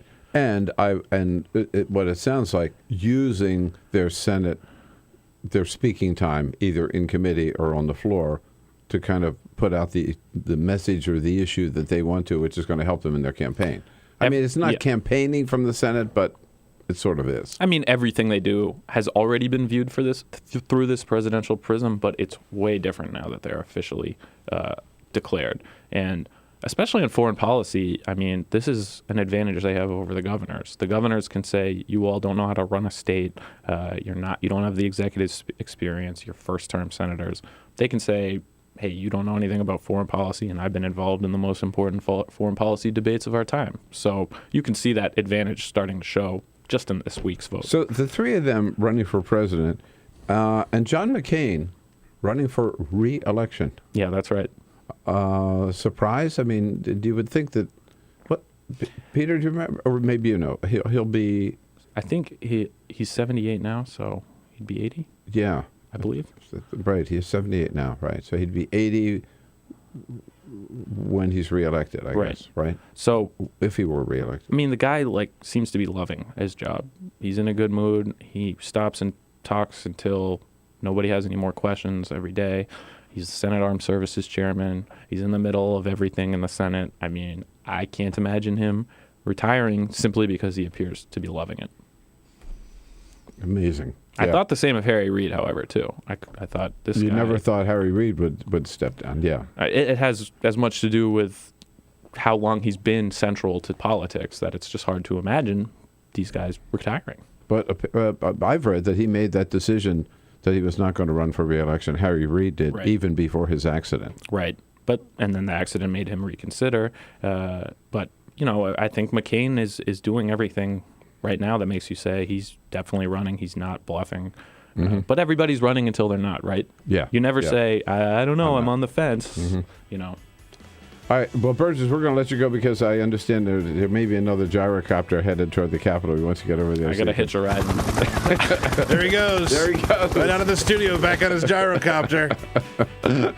It'll be the new wave. Okay, great to see you, my friend. Thanks for coming in. Yeah, thank you. I'll wrap things up with today's parting shot. This is the Bill Press Show. It is possible to read the history of this country as one long struggle to extend the liberties established in our Constitution to everyone in America. In other words, who, according to our laws and culture, gets to be considered a person? The law creates legal personhood, and movements create law and change culture. So, how have the courts passed laws to shape our culture? That history goes way back before Citizens United. 1819, Dartmouth College versus Woodward, Supreme Court case, turned a corporate charter from a government-granted charter to a contract. This ruling gave corporations standing within the Constitution. 1886, Santa Clara County versus Southern Pacific Railroad. Though the court did not rule on corporate personhood, the decision was subsequently cited as a precedent to hold that a private corporation is entitled to the same 14th Amendment rights of due process and equal protection as human beings. This makes it impossible for us to make laws that treat local businesses any differently than giant multinational corporations, even if their business practices are deemed to be harmful to workers, the environment and communities, or if they have a history of violating the law. Hale versus Henkel, 1906. The court granted corporations the Fourth Amendment search and seizure protection. Dodge versus Ford Motor Company, 1919. The Michigan Supreme Court says the business corporation is organized and carried on primarily for the profit of the stockholders. Primacy is established. The purpose of the corporation, according to the court, is no longer to serve the public good, as it had been. It is now to maximize profit for shareholders above all else. Pennsylvania Coal Company versus Mahon, 1922. Corporations get the Fifth Amendment takings clause, meaning if you pass a regulation that impacts a corporation's ability to make a profit, that is deemed a taking, and they can sue for the right to future profits lost. This creates a chilling effect, and local and state governments become much more hesitant to pass laws in the public interest for fear that corporations can claim loss of potential profits that cities and states will be on the hook to pay. Buckley versus Vallejo, 1976. The Supreme Court rules that spending money to influence elections is protected under the First Amendment, in effect saying that money is speech.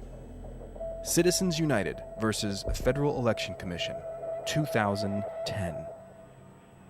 Today, the Supreme Court of Chief Justice John Roberts declared that because of the alchemy of its 19th century predecessors in deciding that corporations had all the rights of people, any restrictions on how these corporate beings spend their money on political advertising are unconstitutional. The court's ruling threatens to undermine the integrity of elected institutions across the nation. It's a rejection of the common sense of the American people.